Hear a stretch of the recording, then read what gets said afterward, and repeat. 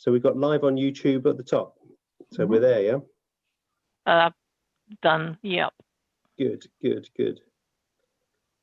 And okay. Oh, that's not a good start, is it?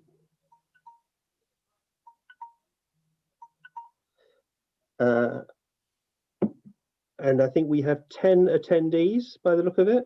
So, Andy, when you get to your part, 10 attendees. Are we ready to go? Let's go. Okay, well, good evening, everyone, and welcome to Frome Town Council's full council meeting. Thank you for coming along this evening. It's normally my privilege to chair this meeting, but because I've been feeling unwell today, and I'm actually unsure whether I'm going to be able to make it through the entire meeting, I think it would make sense, and I'd like to propose that this evening's meeting is chaired by Deputy Mayor Andy Rintmore. I have enormous faith in Andy's abilities, so I do hope you'll be amenable to that proposal. So is there anyone who would like to second that, please? John, thank you very much.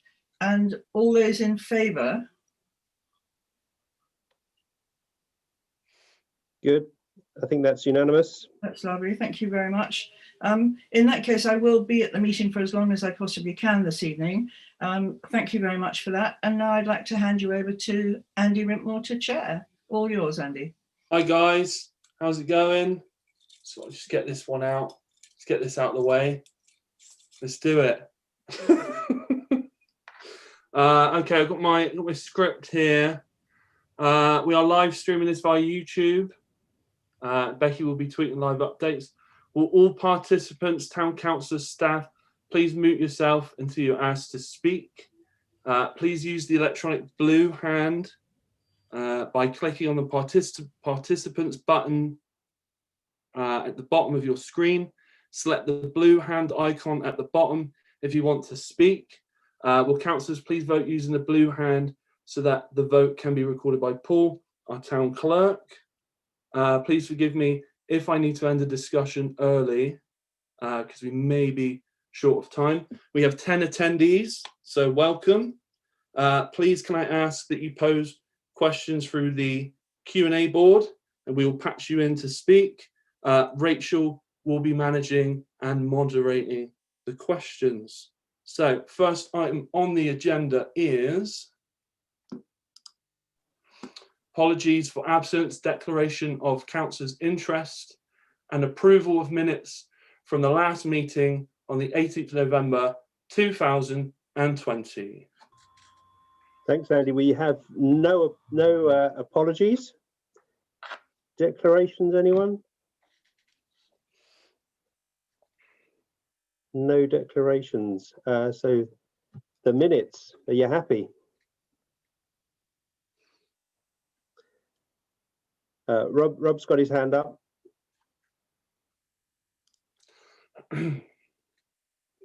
Rob, you're on mute, sorry. Hello, sorry.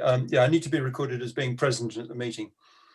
I'm in the minutes as having said something, but not as one of the councillors present.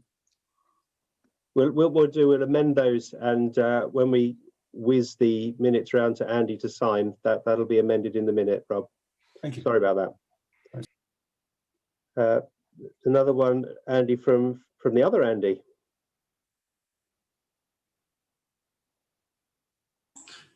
Sorry, I raised the wrong.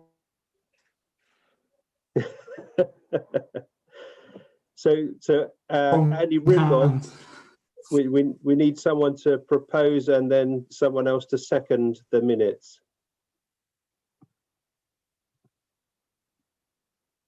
So Andy, it looks like Rich is proposing. Okay. And do you want to pick a seconder? Yeah, Nick Dove. So all those in favour? Hand up. If you could just keep them up while I scan through, that'd be really helpful.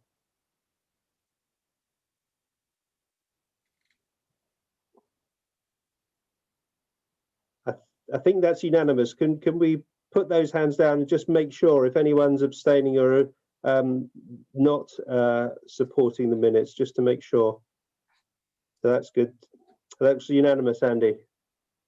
Cool. So moving on to the next agenda item now, which is questions and comments from councillors and members of the public. Please remind me who has questions if someone has any questions pre-booked. So we've got Andy. I can see Nick's blue hand up. Yeah, Nick. Is that saying I can speak now? Yeah. Fantastic. Thanks very much. I'll be quick because I've got a few things to cover. They're mainly about communications, which is a matter close to my heart, and I know several others. I had several members of the public contact me about a footpath in Frome up on the Paxsadler estate that had been dug up by a contractor who was laying new services. This was in last year.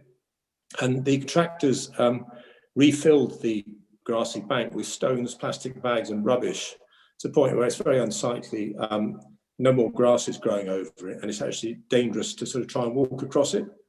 So they contacted Somerset County Council through the Fix My Street app, which is an app that a lot of people are aware of and use, and it basically forwards your complaint that you raised to the appropriate council.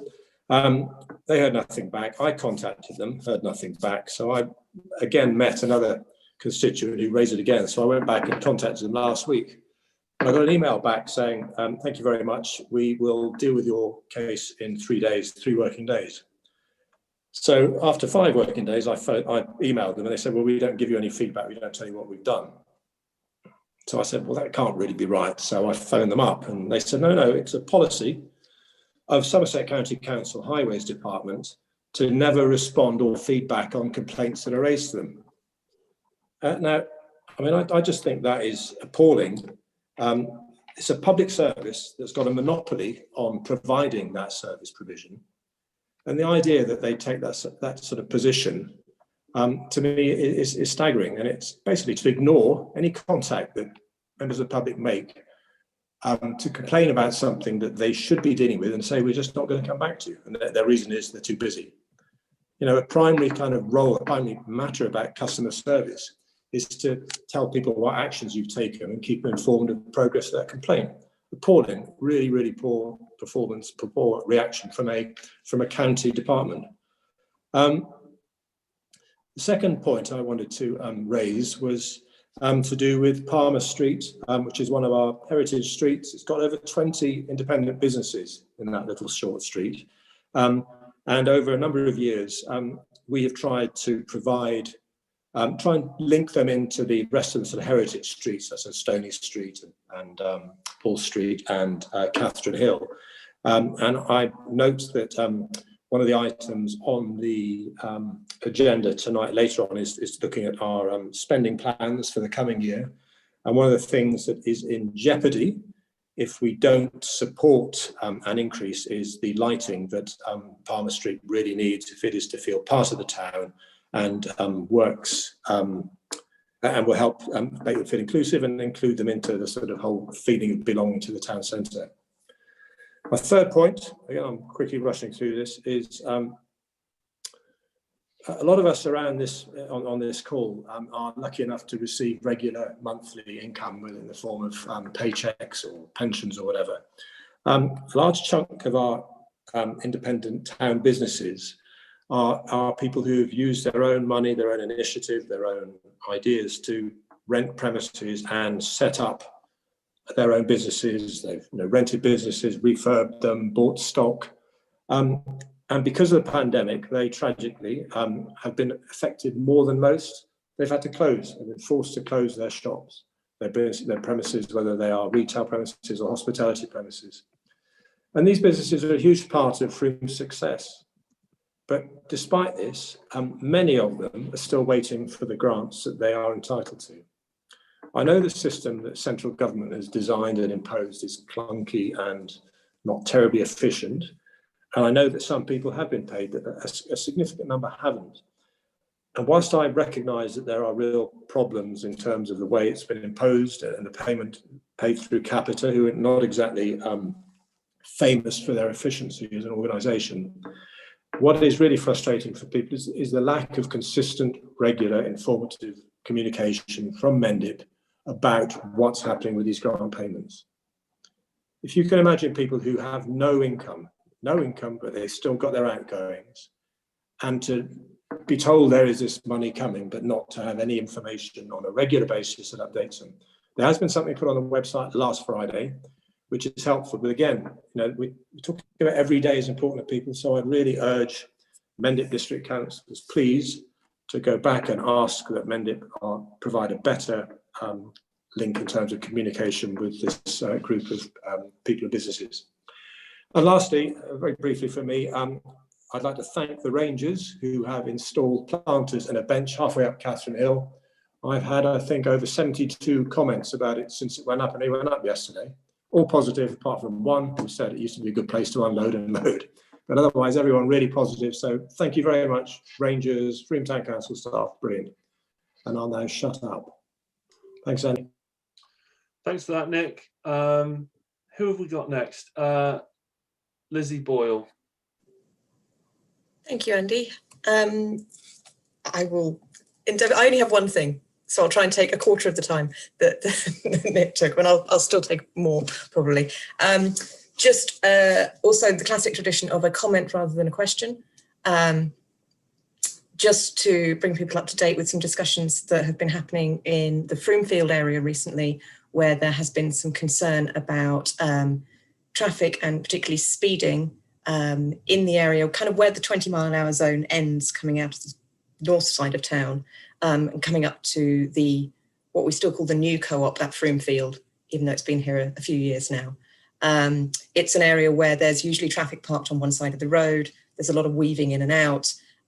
There's very narrow pavements or pavements only on one side. So it can be kind of hazardous. It can feel hazardous as a pedestrian. It can also feel hazardous for the people coming out of the houses, the properties on the side with no pavement.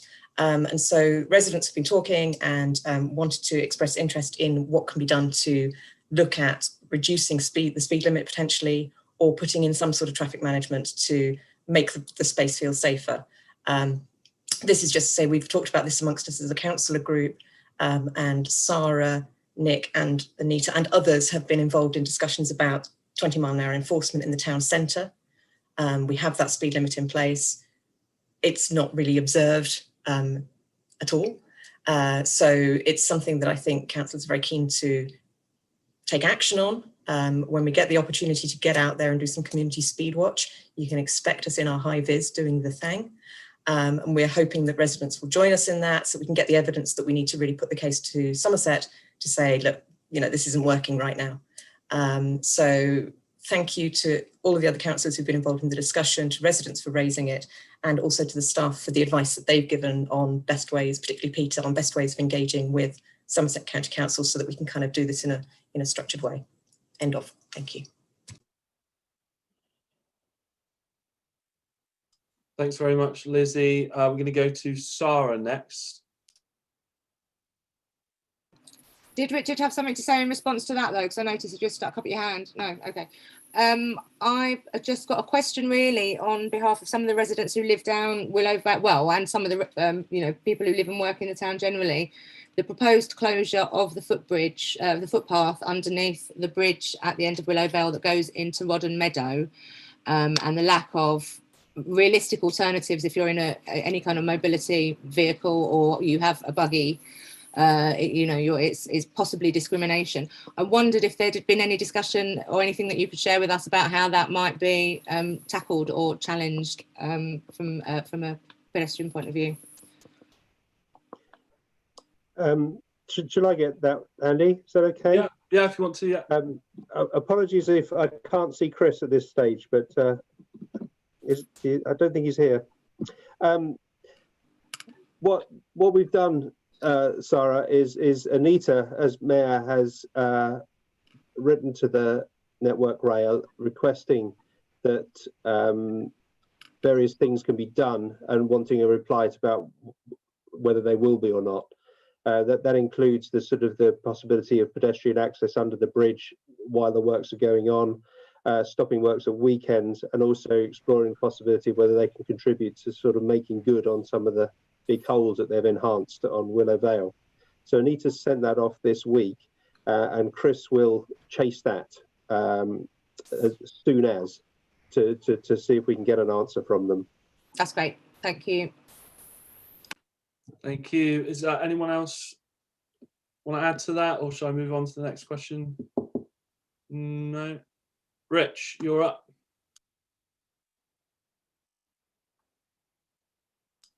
Rich, you're up. Do two things now: lower my hand and turn on the volume. Yeah, this is in response to Mendip and the market closures. They've done a partial U-turn, I see. So the Wednesday market will remain open, but Saturday is going to close. I understand that this is due to the vaccines and that they need staff to help administer all of that. There's also insurance issues if they don't have somebody there on site. But surely it would be feasible if we could ask Mendip if town councillors could volunteer to act as stewards on a Saturday. I, for one, would be very willing to do that for a few hours each Saturday, and I'm sure there's plenty others of us that would do that.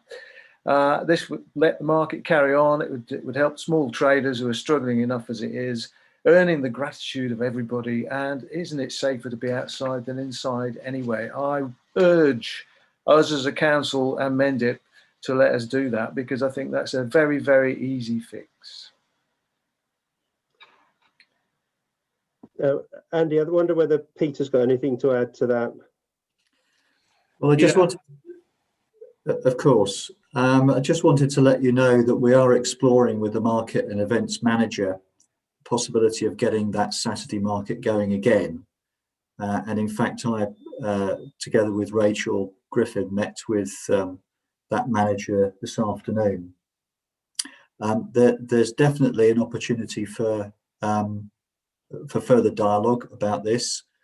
We're waiting for some information now from the markets and events manager on the logistics of the market, which is important. We need to understand all of that.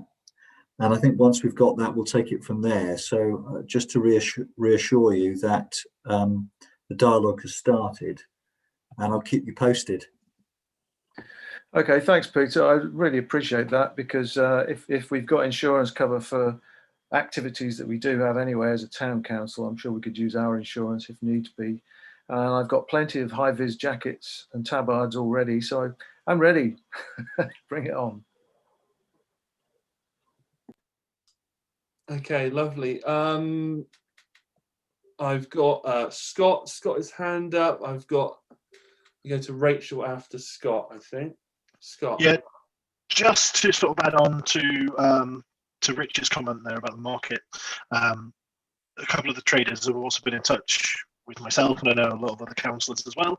And I know that they would love to have someone represent them in any discussions that take place with regards to the markets. They're very keen to help themselves, not only to volunteer to keep the market going, but I know there's one trader as well who's even volunteered to help out with the vaccination side of things with Mendip to try and ease their burden. So yeah, they would love to have someone represent them in any discussions, and possibly also representative from the Market Traders Association as well. They're very keen to help out where they can and to try and get things moving forward. And it'd be great. I know we've got a couple of Mendip councillors in attendance this evening. It'd be great if we could hear from them and perhaps get a feeling of support from them if they do support it, which I'm sure they do, because they're reasonable, sane people. Thank you. Thanks for that, Scott. Go to Rachel next. Have you got any comments from the public or else? You're on mute, Rachel. Yeah. Hi. Yes, we have somebody called Emma King who would like to raise awareness about the closure of St Andrew's Ward in Wells. So if we can just make Emma live. Hello, can you hear me? Yes, we can. Oh, hi. This is a bit of a different system from what I'm used to for other town councils I visited. Thank you very much for letting me speak. I've been organising mostly organising the campaign to Save St Andrews Ward on behalf of Save Somerset's Community Services, which is a Facebook group. We were actually going to have a demonstration in Frome last Saturday, but obviously because of lockdown, we thought it was probably not the best idea. But we did have a couple of demonstrations about it in Wells, one of which we had in December, which was attended by a couple of people who live in Frome, who have been trying to raise a bit of awareness about it. It's the last mental health ward in Mendip, and the CCG conducted a consultation which ended in April. But it was fairly evident from the way they structured the consultation that they always wanted to close the ward. The idea is that they're going to open another one in Yeovil, but they're saying that the reasons that they've given for closing St Andrews Ward, nobody who I have spoken to who has worked with the ward and with people in the ward and the patients that have been in there as well have said that any of the reasons that they've given are particularly valid. One of the reasons is they need to move it to Yeovil because there's an accident and emergency department there, but the incidents of people actually being sent from mental health wards to accident and emergency are actually extremely rare and probably no greater than people in the general community, which really raises the issue that we need an accident and emergency department in Mendip, I think, rather than actually moving it to Yeovil. Obviously, you're quite near to Bath, but clearly if you send people for mental health treatment to Bath, then it costs the National Health Service more money because you're sending people out of county. And we know that people in Baines are already being sent to places as far afield as Halifax and Salisbury to get mental health treatment. So obviously it's not really a viable option to be sending people there anyway. Our proposal, which and there's a petition I've put in the question and answer, is that the ward in Yeovil is actually opened, but that they also maintain St Andrews Ward and that they also reopen the ward that's next to it, because one of the arguments is that it's now a standalone ward and therefore it's not safe. Why they closed Phoenix Ward in 12 or so years ago, if it was going to leave St Andrews Ward unsafe, I don't really know. But obviously, the problem we've got now is that clearly the decision to close this ward was made a long time ago. And we know now that the mental health crisis that is already starting to unfold as a result of the pandemic is going to be of enormous proportions. And the pressures on mental health services are going to be immense.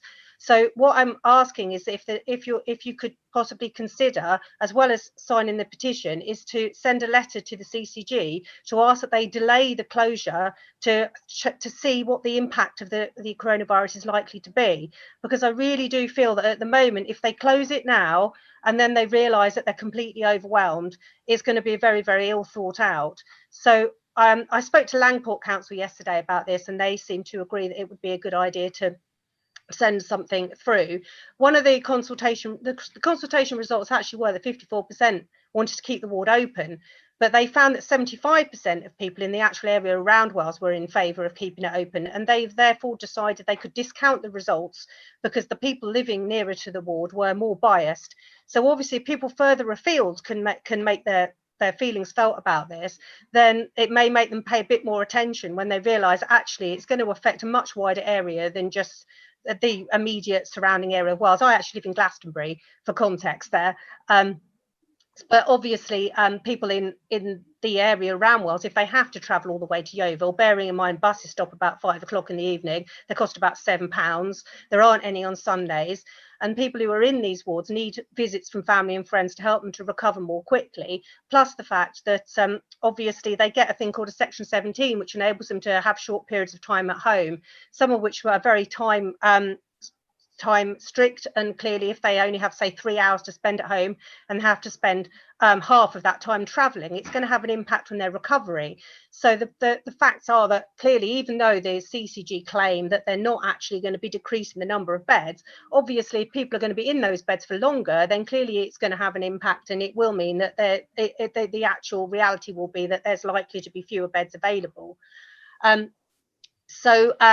Basically that's it really. I just wanted to raise awareness because obviously since we couldn't have the demo, I just felt that the people who came to the demo in Wells in December seemed to think that a lot of people in Frome weren't really aware that this was happening and the impact that it was likely to have on you as a town. Also, I really like Frome, if that goes anywhere in my favour to getting you on board.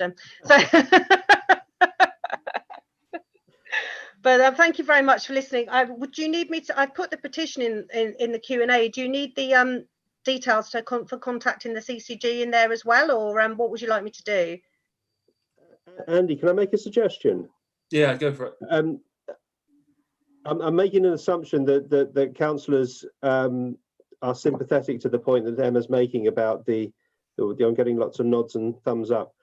I wonder, Emma, whether it would be possible, just to make sure we get all the details right, for you to draft me a letter to sign on behalf of this town council, just to make sure all that's right. Okay, that's given me a lot of power, isn't it? I mean, yeah, I could do that. I need to draft another letter of my own anyway to send to the CCG, because I mean, I feel initially when we set up the petition, as you will see if you look at it, it's on change.org. So if you look up Save St Andrews Ward on change.org, you'll find it anyway.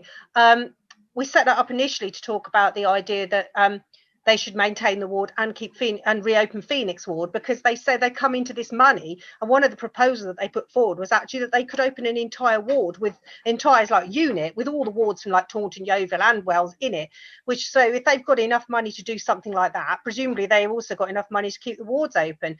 But obviously with the pandemic and the effects of that, it's now obvious, I think, that at the very, very least, you know, they need to delay the closure, because I think that I think it's supposed to close in April. So, and I think that if they close it now, and they, you know, those wards will then be gone, and the chances of them getting reopened to actually cope with the onslaught. I mean, I know of a lot of people who've committed suicide recently, and people have attempted suicides, and those numbers are definitely going up. Obviously, the statistics aren't available yet, but when they do become available, I think we're all going to find that they're pretty horrific, actually. Mental health crisis is obviously important for children as well, and clearly they're going to grow up to need help with adult mental services too, unfortunately. Emma, would you be able to draft me something, and okay, I'll do that. Can I just check whether thumbs up majority of councillors? You know, I wouldn't want to do anything. Yeah, that seems a majority. Okay. I'll write something on this council's behalf. Okay, thank you. Also, if any of you want to have a look at Save Somerset's community services, there's also going to be coming up fairly soon. The next thing on the agenda is they're going to start to close the minor injury units, so that it might be worth, if you wanted to have a look at that page. Well, we're trying to sort of organise and keep up to date with what the CCG are doing. I think what they seem to have a real obsession with concentrating everything in Yeovil and Taunton, which in a county the size of Somerset, with the poor links that we've got, is actually really unhelpful for the majority of the population, really. So thank you so much for listening. I really appreciate it. I know I've gone on for a bit, but it's a bit of a big topic to fit into a short period of time. So thank you so much. I will I'll try and get something over to you by Monday. Would that be okay? So I can work on it over the weekend, or do you need it sooner? No, that'd be fine. Fantastic. Thank you so much, everyone. I really appreciate it. It's really nice to see you. I know you can't actually see me, but that's probably to your benefit, really. Thank you. Thank you very much. Best of luck with all that. Thank you so much. Rachel, you have someone else for us? Yeah, both Shane and John would like to make some comments, please. Shane Collins and John Clark.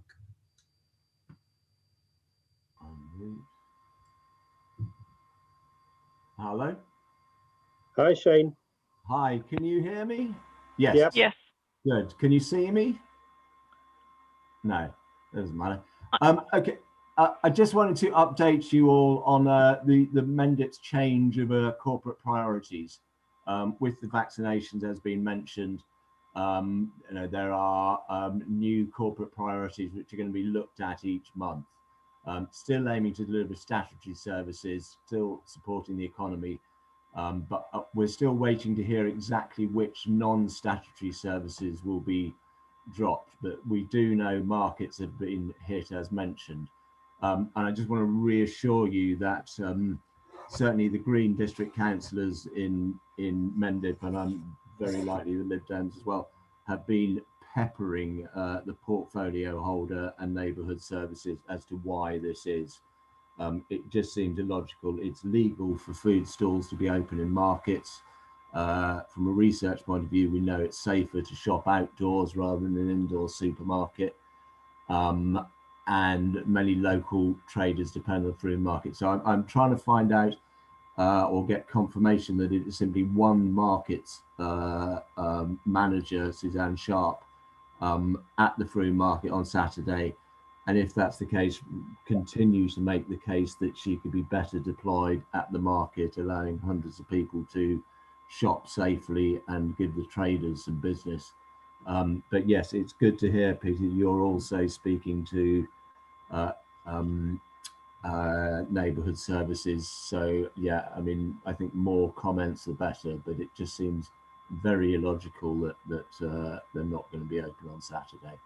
And I just really wanted a little bit of feedback from other town councillors, whether they felt strongly on this and whether we should keep the pressure up.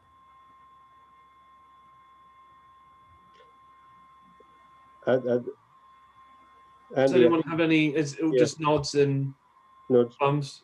Yeah, I think there's definitely support for that, Shane. Definitely. Yeah. Okay, I can't see anybody, but that's great. Okay, there's like a majority of head nodding for you, visual for you there. Rachel, is there anyone else? You're on time, Rachel. Hear me? Yep, just. Yeah, just to let you know that PC Victoria and PC Simon Humphreys are here in the meeting. If anybody has any questions for them. Jane, can you mute yourself, please? Thank you. Don't think there are any questions for Simon by the look of it.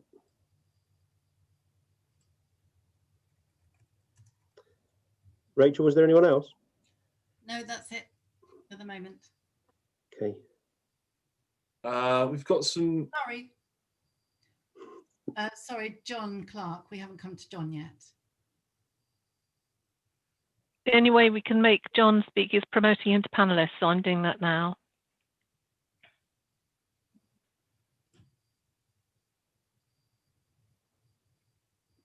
Oh, thank you. Thank you very much. It is interesting, isn't it, these meetings on a virtual, because we can't see people's reactions and, you know, raising their hands and things like that. But anyway, that's the way it is. Yeah, I just wanted to echo some things one thing that Shane said about the markets. I think it's really good that Frome Town Council are making representations. I don't know about other Mendip district councils. I mean, this decision was made by the administration, which, as you're all aware, is the Lib Dem administration. So it would be really good to have their presence here. And if any are present, perhaps they'd like to comment about that decision, because I think it's really a wrong decision and a bad decision in terms of, even in terms of their priorities. They talk about supporting the economy. Well, closing the market doesn't support the economy and really puts the market at real risk, I think, in terms of its future viability and the economic viability of the traders. And one of the arguments they're presenting, which I'm sure Peter's heard, is that they're saying footfall's decreased and the number of traders has decreased. And as I think Simon Walter I've referred to, there is one trader who's very keen to participate in any discussions, and they have presented a very good argument around the number of traders that have increased since Christmas. But I just want to make a couple of points about other things. So I did put some questions in to Anne, and I understand that if Steve is present, he may be able to give a comment on that. But I wanted just to alert people, if they're not already alert, to the fact that Saxon Vale is going to be heard at the planning board next week. So I think that's very crucial for the town. It's a very challenging development, and we all know that the level of discussion and debate that's been held. I mean, I think if you refer to the Frome Times this week, there's a letter from Michael Dunk and myself putting our views, and we've already stated our views. But a major concern, I think, is the level of affordable housing although it's been increased to, I think it's 22.5%, it should be 24%, which doesn't sound a lot, but nevertheless, we all know that the the town needs social housing desperately across Mendip, not just in Frome. So, but some good news on that, because I have been looking at the paper today, is that they've agreed there will be hopefully if the application is approved, there's an opportunity there that they've agreed as part of the 1 and 6 arrangement that the bridge will be delivered. That's the Willow Vale Bridge, will be delivered for use prior to the occupation of any development on the site. That's the recommendation from the planning officer. So that's good news, because initially they weren't very clear about that, April. And there are a couple of other things just quickly. That also applies to the Riverside green space. They said that should be completed before any occupation, and the Gore Hedge funding again, that should be provided in 3 instalments, and the first instalment to be made on the start of the project if it's, as I say, if it's approved. Just some other news, as you hope you don't mind. So other news, good news really. I'd just like to thank, as a volunteer for Active in Touch, I'd just like to just mention that they've been awarded a Frome Times Community Group of the Year award, which is great because they've really upped their game over the past sort of COVID pandemic period. And we need to really applaud all the charities and organisations, you know, Fair Frome, Purple Elephant, and many others who have worked tirelessly and really make community transport, you know, the really great work that they do. And it just shows the importance, maybe it's a plug here in terms of funding for these groups. And I would have liked to have seen an increase in their funding, but I'm not sure that's going to happen. And lastly, you'll be pleased to hear, or maybe not, other good news is that just in terms of wider Mendip, last week, Somerset County Council Regulation Committee unanimously rejected an application to reopen Bartlett's Quarry. Now, this is, so that was really good news. So my view is that this is part of a sort of concerted effort to expand quarrying on the Mendips, and all that may mean the environment, the ecology, etc., and the people that live on the Mendips in terms of their health and well-being. So I think that's a good news, but we do need to be alert to the fact that there will be other applications, and I hope Frome Town Council will be, when they do appear, will be making their views known. Although I know, you know, Frome Town Council has no jurisdiction, as it were, but we all very much linked to Mendips, and it's a very special place which we need to protect. And also, you know, we need to be considering that. I think the Deputy Mayor, Andy's waving to me to stop, is he? I don't know. I'll stop there anyway. So thank you very much for the opportunity to talk. I don't think there's anything else. Thank you. And you can take me off now. Thanks, John. Lastly, I'd just like to say I consider myself a reasonable and sane person, and certainly support a reopening of the market, Scott. Anything else? Okay, Rachel. Thanks, John. Yeah, Adam Boyden has a question for everybody, and Ginny Nash also has her hand up.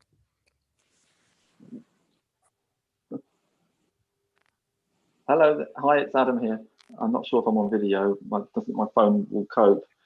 But yeah, I've just tuned in, and I've probably missed the discussion about the markets. But I was briefed by Josh Burr, the portfolio holder for neighbourhood services at Mendip, the other day, and I understand that the reason that the market's been closed on Saturday is simply to provide staff to support the vaccination programme at Shepton Mallet.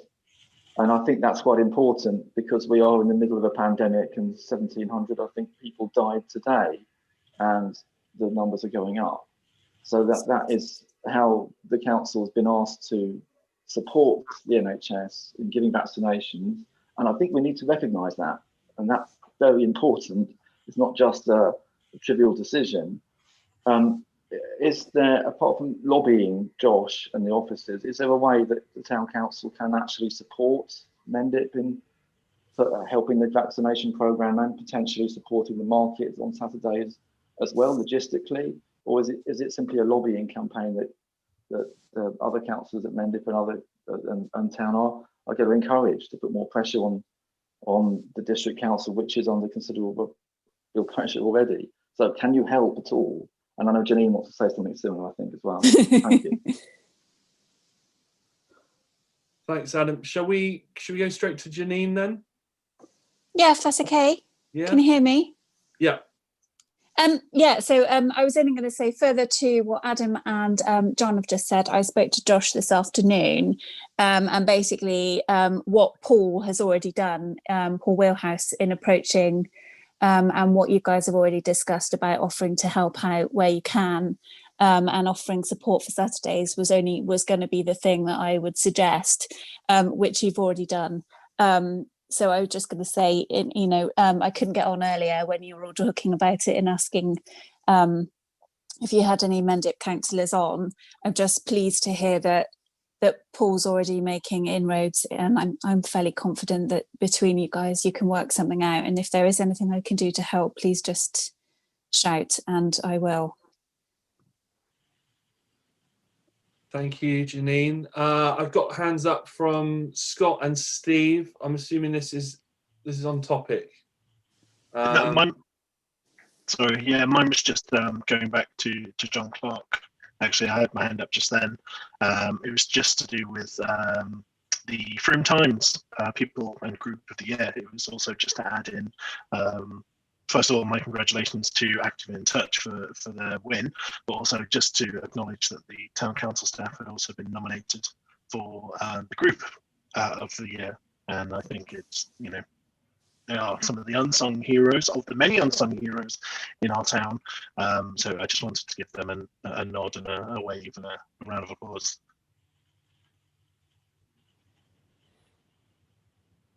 Awesome. We're gonna go to Steve, and then I'm cutting it there. And we're gonna move on. So Yeah, Steve, thanks. you're up.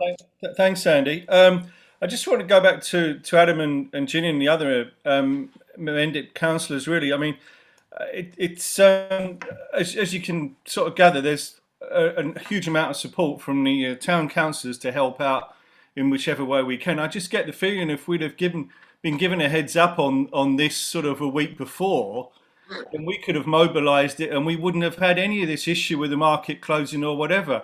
We could have dealt with it either at vaccination sites or at the market, or basically wherever you wanted volunteers. I mean, you all know your Frome councillors. Frome can muster hundreds of volunteers to do all kinds of things, given half a chance.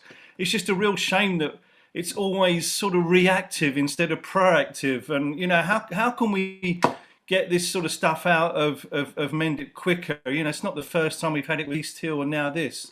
That's all. Would love to help. As you can see from all the nodding, loads of people willing to help as well. Yeah, that's acknowledged. That's your point, and that was one of the things that I discussed with Josh this afternoon. He also acknowledges that point, and it's to his deep regret that he wasn't able to give you the time to give you the heads up, because I think it all happened a bit too quickly for him to really. I think there was a lot of thinking on his feet. So I know that it is a regret that he didn't get to you guys sooner, and I can only apologise for that. And I think there is a way. I think we can work on that, and we just have to build better between us. And it's completely acknowledged that there's not heads up where there should be, and I'm sorry for that. Thank you for that, Janine. We're going to move on now to agenda item 3. It's a verbal update from Jill Loader, Census Manager for Somerset, about the 2021 census. So the floor is yours, Jill Loader. Thank you very much indeed, Andy. I'll just reveal myself on video, but then I'm going to turn my video off because I have been having some issue this week with my audio feed breaking up if I keep my video on. So I'm going to hedge my bets and just turn it off, which you'll probably all be quite grateful for, I should imagine. So anyway, yes, my name's Jill Loader. I work for the Office for National Statistics, a Census Engagement Manager for Somerset. And as you may or may not be aware, the census is a compulsory population survey of England and Wales. And this year it's taking place on the 21st of March.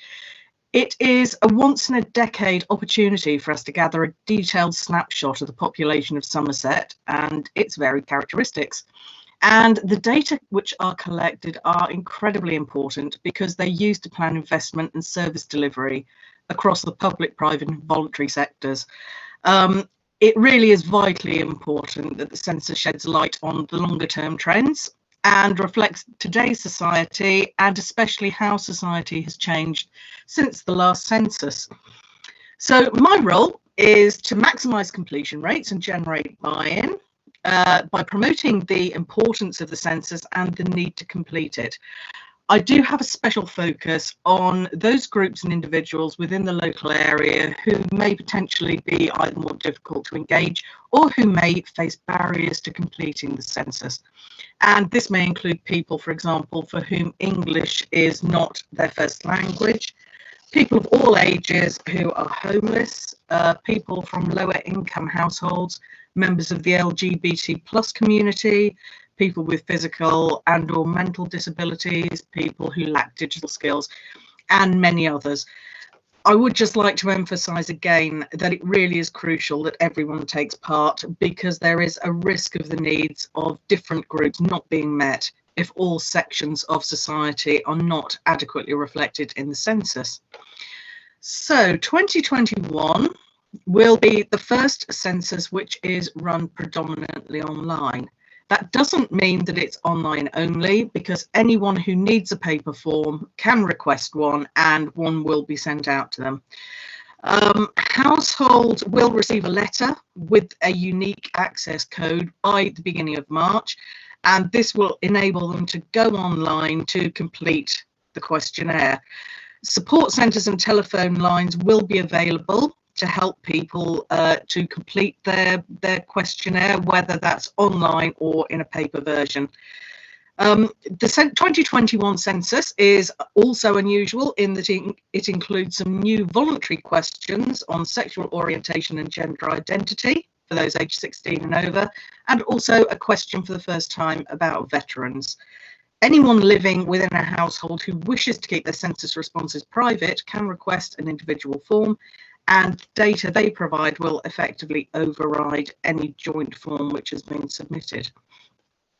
I'd also like to emphasise that personal information is gathered purely to eliminate double counting. It's kept private for 101 years, so the results of the 1921 census will be released in 2022. No personal data will be shared with any other government department, and in fact it is a criminal offence to share personal census data in this way, so hopefully that will reassure anybody who may be a little bit concerned about why the data is being requested. And last but not least, the benefits of the census being predominantly online this time are anticipated to include an increased response rate, better quality data, and faster outputs. The statistical data will be collated and released within a year of the census taking place. So that, in a nutshell, is Census 2021. I'm happy to answer any questions if anybody has anything. Yeah, any questions from councillors? And I can see your hand up. Yeah. Hi, Jill. Thanks for that. I've got two areas of interest that sort of combine in this. One is I'm particularly interested in people aging without children, and how the problem with that is getting hold of the data. It's possible to find out how many women don't have children, but it's not possible to find out men who don't have children. And I wonder how would one go about gathering that sort of information in the census? How would we go about getting a question added to the census? And I know that's not going to be possible this time round, but maybe in 10 years' time we can.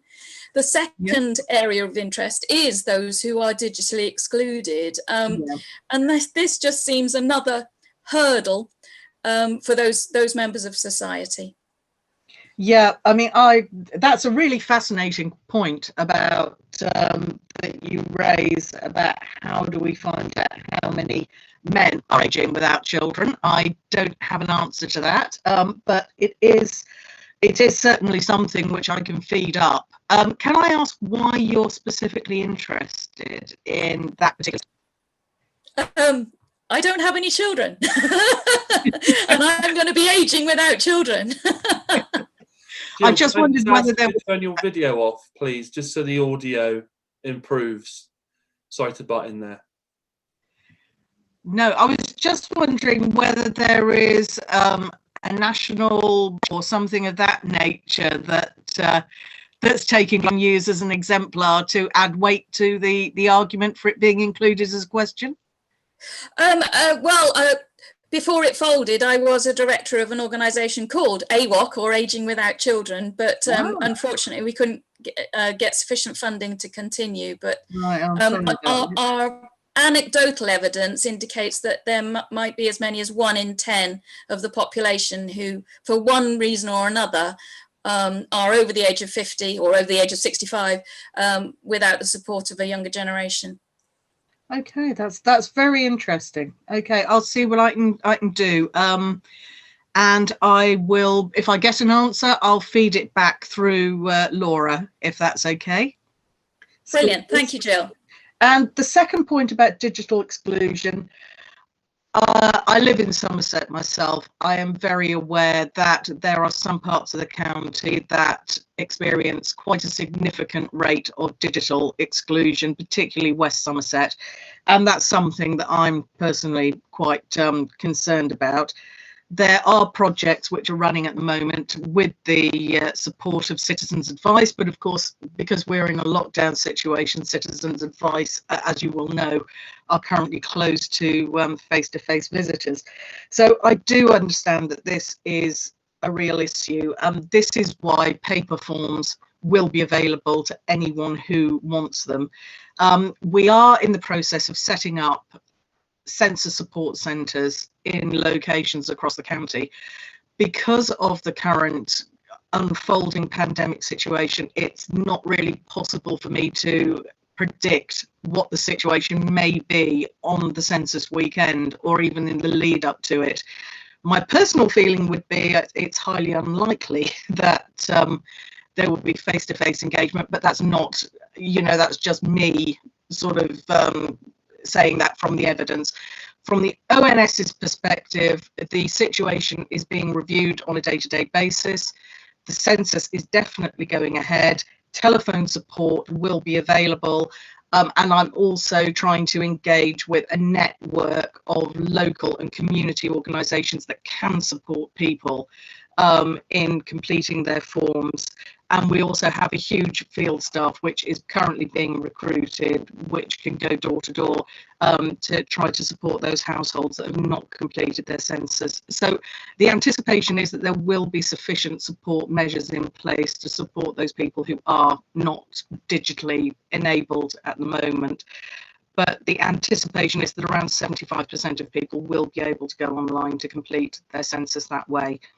But my plea really is for you all, please, to just spread the word that the census is coming. And if you have contact with local organisations that do have the capacity to provide that level of support and awareness, I'd be very, very grateful if you could spread the word and, alert people to the fact that this will be happening on the 21st of March. Thank you very much. I think we're going to stop now for the comments and questions, and we're going to move on to we're going to approve the work programme and budget precept for 2021 into 2022, and that is with you, Paul Wynne. So I'm going to hand it over to you. Randy, thanks a lot. Laura, can you share the screen, do you think? I'm just now going to kill you with PowerPoint, I'm afraid. But only for a little while. And the next one. Thanks. So it's that time of year again. The January council meeting is where the work programme, the budget and the precepts are agreed for the following year, starting 1st of April. What we always do, and we did the same this year, is we sort of took the starting point as the strategy that finishes up until 2024. Within that, there are sort of some key words that I think continue to reverberate through this council, which is about building this inclusive, resilient, participative community, having a thriving local community, local economy, and having a clean, happy, and environmentally sound town. We all know the year at Wynn has been really difficult for everyone, the community. We've done our best as a council to support the community, but I think it's testament to the people of the town that we've responded so well as a community to the crisis we're facing and continue to do so. And I think the new relationships and new neighbourhood networks that are developing quite rapidly at the moment, testament to the sort of the fact that many people are willing and able to get more engaged over time. So that's a kind of the sort of the environment we find ourselves in at the moment. Laura, can I have the next slide? So councillors, oh, that's a bit odd.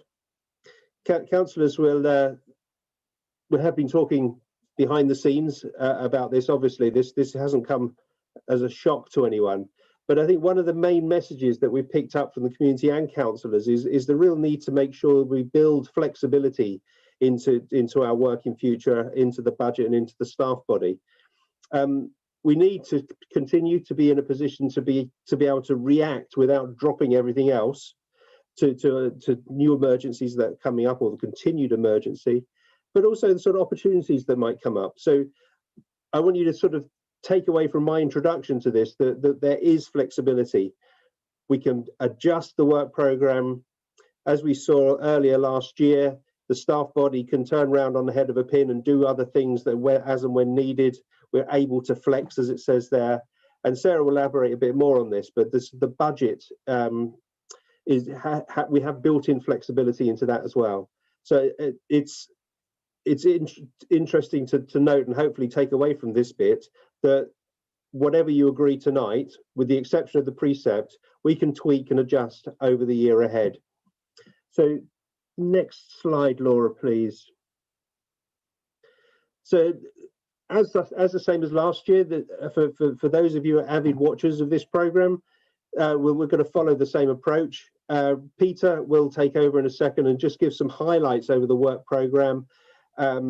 It's a big document. It's part of the links in the report that's on the website. So the detail is there for everyone to see.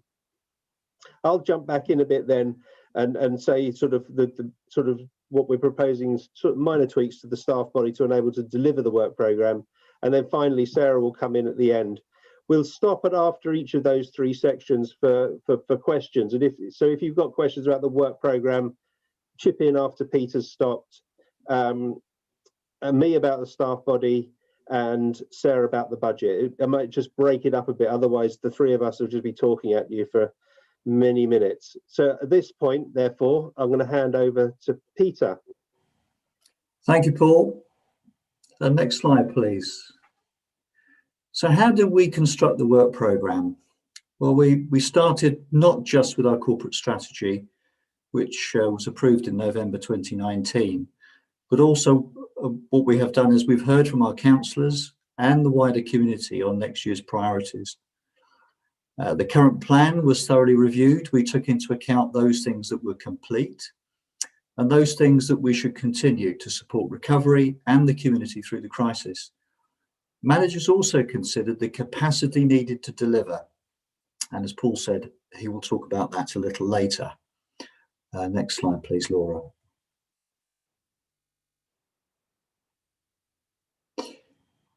So the strategy identifies a number of themes, and these continue to provide the building blocks for our proposed work programme for 2021-22. As ever, there are strong interrelationships between all of these areas of work, and staff will continue to work very closely together across various disciplines across the council to deliver a very ambitious work programme. Next slide, please. In addition, we've taken account of the priorities that councillors have set out, especially the things that they want to have delivered.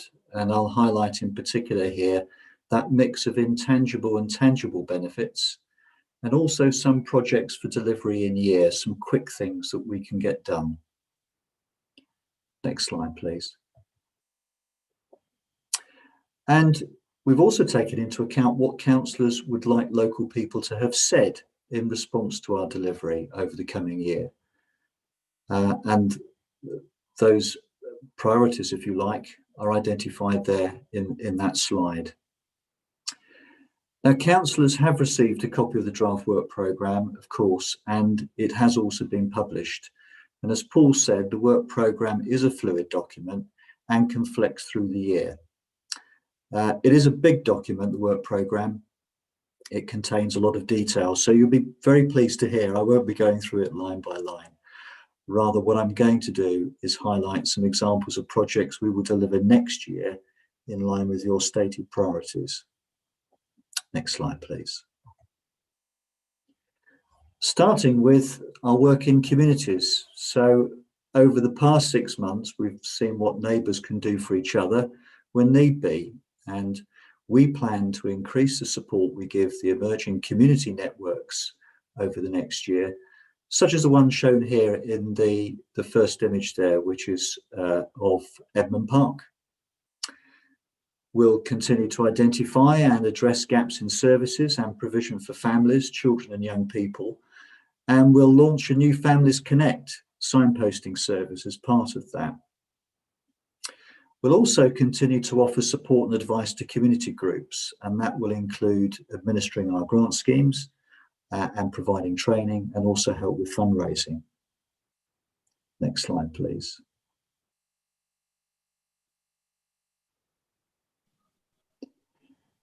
We'll continue to manage our parks and green spaces with biodiversity in mind as part of our Wild About Frome campaign. We're going to add to the number of trees we planted last year, and importantly, work with local people to support them to plant more trees. We already look after 65 acres of the town's parks and green spaces, everything from riverbanks to meadows, woodland, to pleasure gardens and play parks. And by the start of the new financial year, we hope to have acquired Eggford Lane Park and green space, and we're going to begin to work with the community to ensure that it is a space that they can be proud of and is well used. Next slide, please. On resilience, as you may know, we've been successful in our joint bid to the National Lottery for funds to deliver a Green and Healthy Future programme. Just under £300,000 will be invested in Frome over the next 2 years to improve health and address climate change. Projects with partners Adventure and Frome Medical Practice will include the better insulation of homes that have a poor energy rating, more e-bikes, more cycle confidence classes, and the establishment of a transition shed to bring together the ideas of the community on how we can achieve our target of net zero carbon by 2030. We're also going to develop a local cycling and walking infrastructure plan and strengthen our engagement of the community in all things related to resilience. Just as a measure of how important our resilience work is and will be in the coming year, the proposed budget for resilience for 2021 to 22 is £89,000. That compares with £37,000 this year. A new climate action researcher, wholly funded by the lottery, will help us to measure both carbon savings and improvements to health. That's really vital information to help us evaluate our performance and secure continuation funding from the lottery, hopefully from 2023. And over and above the staff required by the lottery, we will be spending £20,000 more next year on resilience staff. Next slide, please. On prosperity and regeneration, we're going to refresh our position statement on what we want to see in new development. And that will build on our neighbourhood plan and the town design statement. and the purpose will be to get the best for the community out of new schemes, such as Saxonvale, Selwood Garden Community, but there will be others. And we will take account of changes to the planning system. We'll build on the support we provided through the pandemic to our independent businesses, and we'll continue to encourage people to shop local. We will continue to work with local partners to develop Frome's vocational training opportunities, you'll be pleased to hear. And that includes being part of the new Kickstart scheme, in which we will offer an unemployed young person the opportunity to learn new skills in our Ranger team. Next slide, please.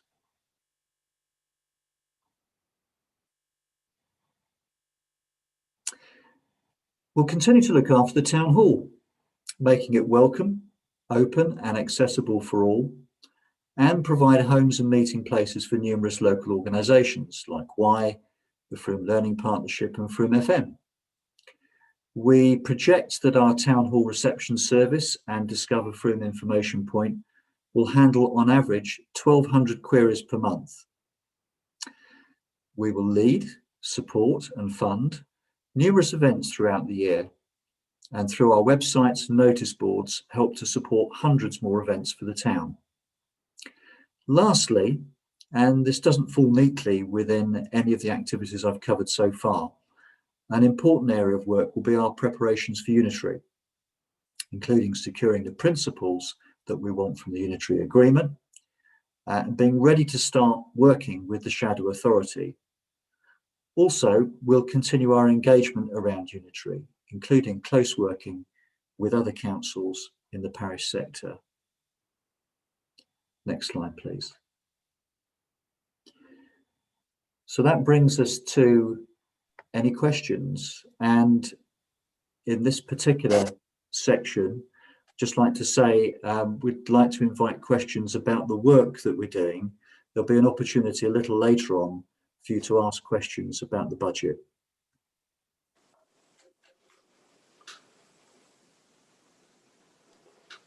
Thank you very much, Paul.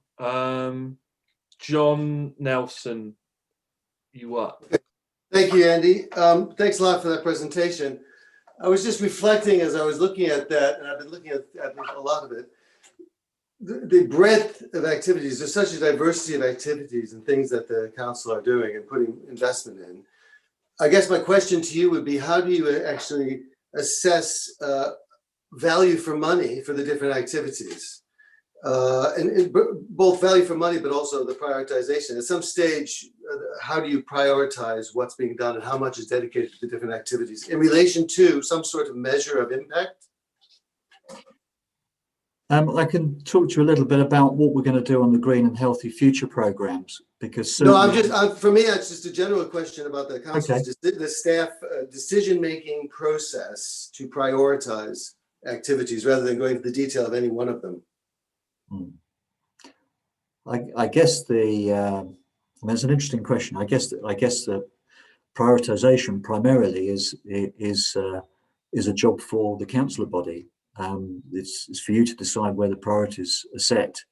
But I think it's fair to say that we will try our best to evaluate the work that we do so that we can demonstrate the impact to you and bring you regular reports on how we're getting on with that through the year. I don't know whether Paul would like to add to that. Yeah, I mean, I think that's right. I mean, echo what Peter said, you know, we've taken from you what we hear to be the priorities and put that in the work programme. So that's how we prioritise. We've looked at the work programme and confident that we can deliver it. So we're delivering the priorities. The measurement is a really interesting one, and Kate and Rachel and I have been talking about over the last few days. I think it's something that we don't really do, to be honest. You know, we report back on whether we've delivered the priorities, but the value side, John, I think is something that we could do some more work on. And we've been looking at both quantitative but also qualitative evaluation, because we get quite a lot of feedback from people. So anecdotal evaluation is an important element of that. But I think it's something we should sort of explore over the coming weeks and see if we can come up with something that we could all be comfortable with, that we are delivering of things of value. Thanks very much for that one. Paul Horton. Thanks, Andy, and thanks, Peter, for your presentation. As we know, 2020 was a year of crisis. And of course, there's a much greater crisis coming our way very soon in the next decade and next 50 years. And that is the climate and ecological emergency that we declared, or the Town Council declared in, I think, 2018. It's great that the previous administration recognised that, and I think it's incumbent on us to be working hard towards that goal. We know that our national government are really letting us down on this. They're not showing any leadership or very little leadership on this issue, and the Town Council has a reputation for kind of stepping up where other government bodies are letting us down. Personally, I think we could be doing a lot more on this. I recognise, as Peter said in his presentation, that the budget for resilience and this area will be 89,000 this year. But what Peter didn't mention is that the vast majority of that is coming from grant funding, and the actual the funds coming from Town Council money, our presets, is actually considerably less than it was in 2020. I think personally that this should be at least maintained as it was in 2020 with grant funding and added extra. But really, it's more, my comment really is beyond money. Really, it's not so much about money. What I would like to say is that I would like to see this area of work recognised for the pending crisis or the growing crisis that it already is. And this area of work should be spread throughout the work programme. It should be a really high priority, not just a kind of a nice to have extra, as it kind of seems to be still the culture. I think we really need to build this into the work programme in a much more embedded way and recognise that, admittedly, you know, as I said, the national government are letting us down. We need to step up. We need to show leadership, and we need to really start trying to make a difference on this. I'm not trying to change the work programme because I know that I don't think there's enough support for it, but I need to make this comment because I think this is an area where we are lacking still, unfortunately. Thanks. Thank you, Paul. Does anyone want to come back on that?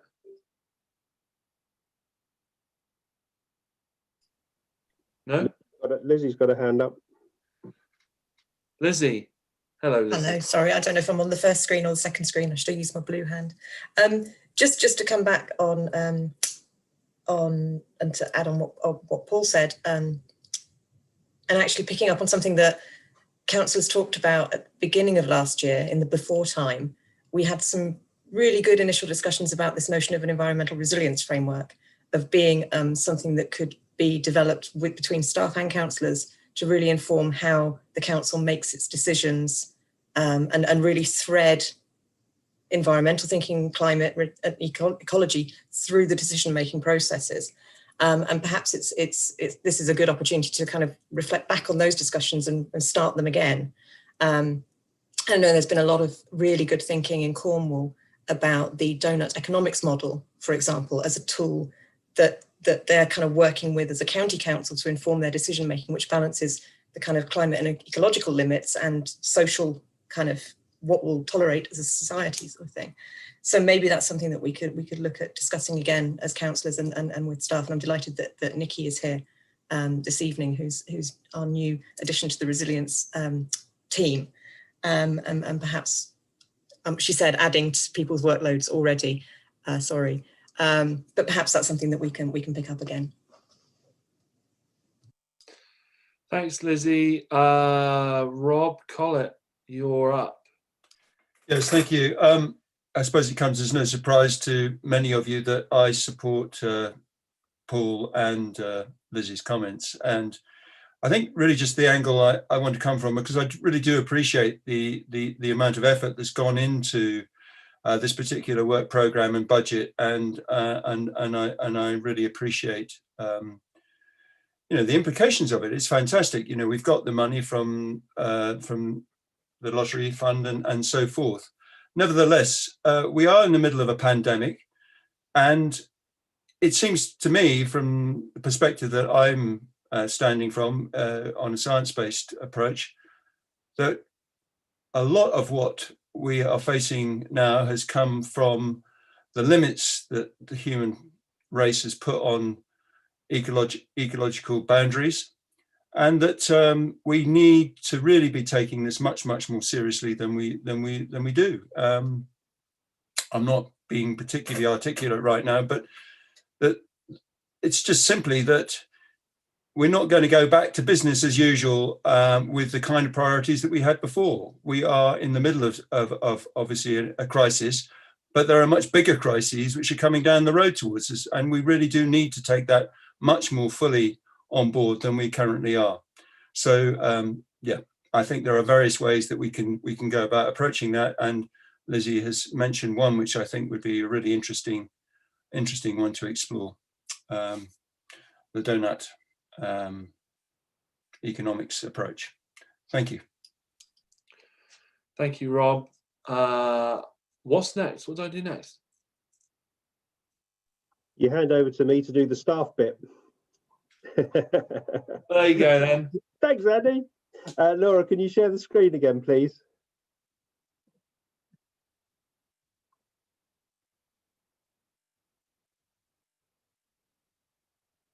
Great stuff. So I'm sure you've all, well, obviously, a lot of you have read through all the reports, which is great, and really good questions so far. What we need to do once we've constructed the work program, we need to ensure that we've actually got the, if you like, the time to deliver it. And the not yet, Laura, but the next slide will show the staff chart, and there'll be lots and lots of green stuff all over it, which will be no change to the staff body. There's a couple of amber coloured posts that I just want to talk to you about, and then there's a couple of very minor proposed changes to a couple of posts as well. Just as a sort of a plea, it's not really appropriate in a public environment to be talking about individual members of staff asking what they do and do they ever turn up for work or anything like that. So if we could kind of just retain that, respect for individuals, that'd be really good. So Laura, could show me show us the next slide, please. So that's there. What we've done is it's basically the same one as you saw last year.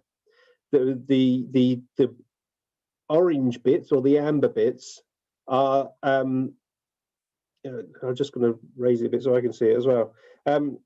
The climate researcher Peter has already spoken about that's being covered by the lottery grant, and it's something that we have to do as part of receiving the grant. Right in the bottom, in the middle there is the Kickstart Ranger Apprentice that we're really keen to take on.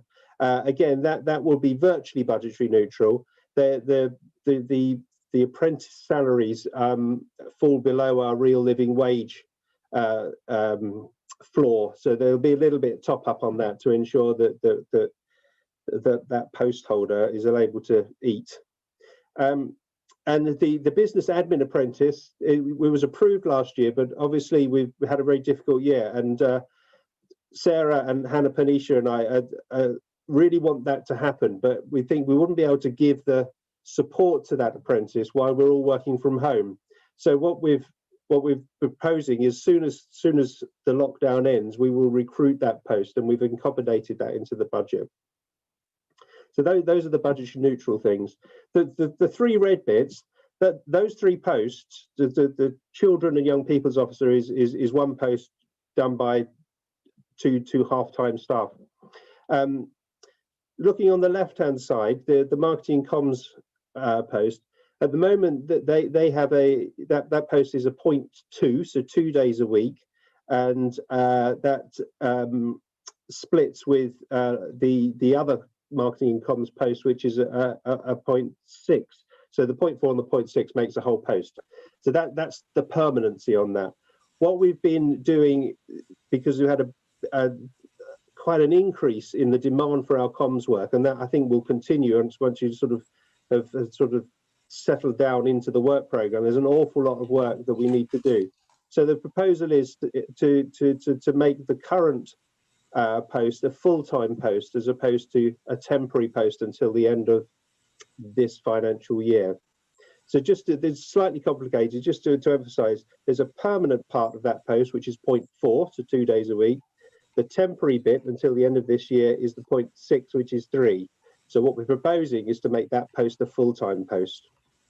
And again, we've accommodated that in the budget. The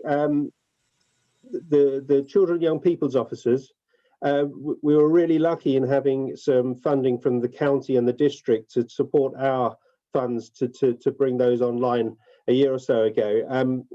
Perhaps not surprisingly, they haven't managed to find the budgets to continue that. However, we think those posts are really important. That post is really important, and we would like to make that a permanent one. It was temporary because we were unsure whether we would get funding from the county and the district. Again, there's a really increasing demand about enabling the work that other organisations do and identifying gaps and just keeping on top and signposting people. So that's that one. The third one is the post that we sort of evolved last year because we got some lottery funding again for this. And one of the priorities that councillors are giving us is that we really want to invest into sort of neighbourhood networks and building neighbourhood communities and resilience. And we're reasonably confident, aren't we, Kate, that we'll get lottery funding again from this because they've asked us to apply for another year. What we would really like to do is to enable us to keep that area of work going is simply to create the safety net. And we won't use our money if we can get lottery money, obviously. So it's making that post permanent because we see that going forward is a really, really important area of work that we'll be delving into.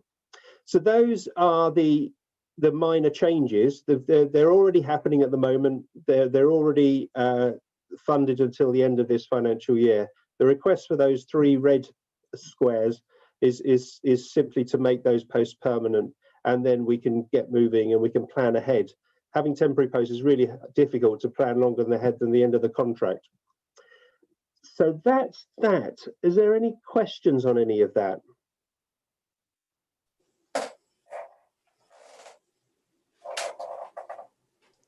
Hang on. John. Yep. John?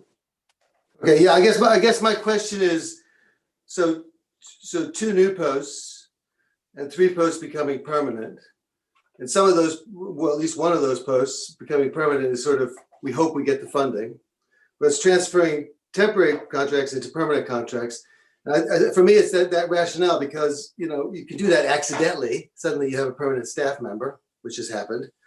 And now you're thinking it through, which is great, but what is the rationale for making them permanent? Is it really necessary? And I think it goes back to my first question about the previous thing about value for money and impact, particularly when you're bringing on staff who have a very narrow skill set for just one area of work, which is predicated on funding from outside. So I'm very wary about that. I don't think it's a strategically good decision.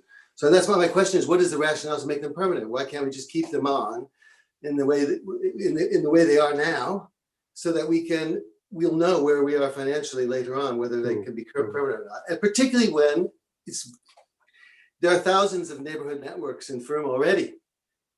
And so this program, you know, is it actually delivering something that's broadly delivering to the whole town or what? So it's a question of value again. But again, my question is, going from temporary to permanent, why? It's a good point, John. I think underlying all that is to retain quality staff. They're not going to hang around if they know they're going to be out of a job come the summer. Point one. how we evaluate whether those posts are permanent and therefore need to carry on into the future is really around what we're hearing from you as councillors. You know, we want to you want to build more resilient communities and develop more community networks. They don't just happen on their own. The work that on neighbourhood networks that we've been doing over the last year has or actually far longer than that, when Kate Haddad was doing it on her own, was really time intensive. It doesn't just happen. The evaluation and how we work out whether something needs to be permanent or not is based around whether you think it's worth carrying on with that work in the future.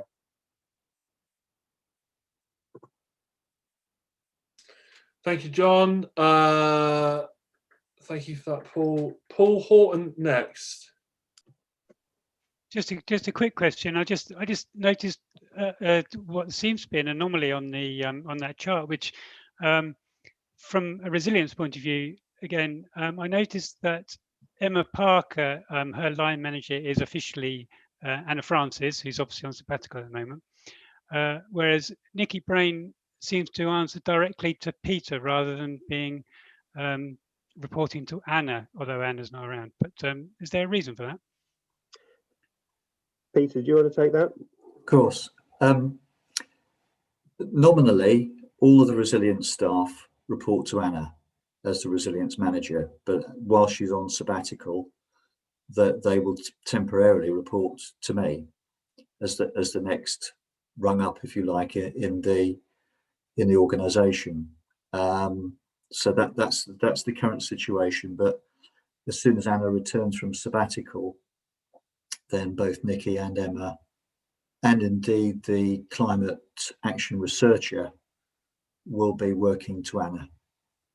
I kind of understood that bit, but the chart shows Emma actually reporting to Anna at the moment.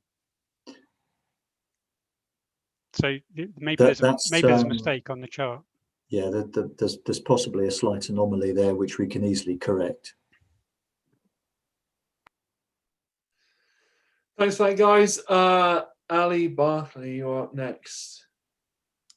Hi, yeah, it's just a comment really about the community development work, which I was very involved in the last administration. And I remember really clearly this coming to council. I think it was quite soon into the new administration.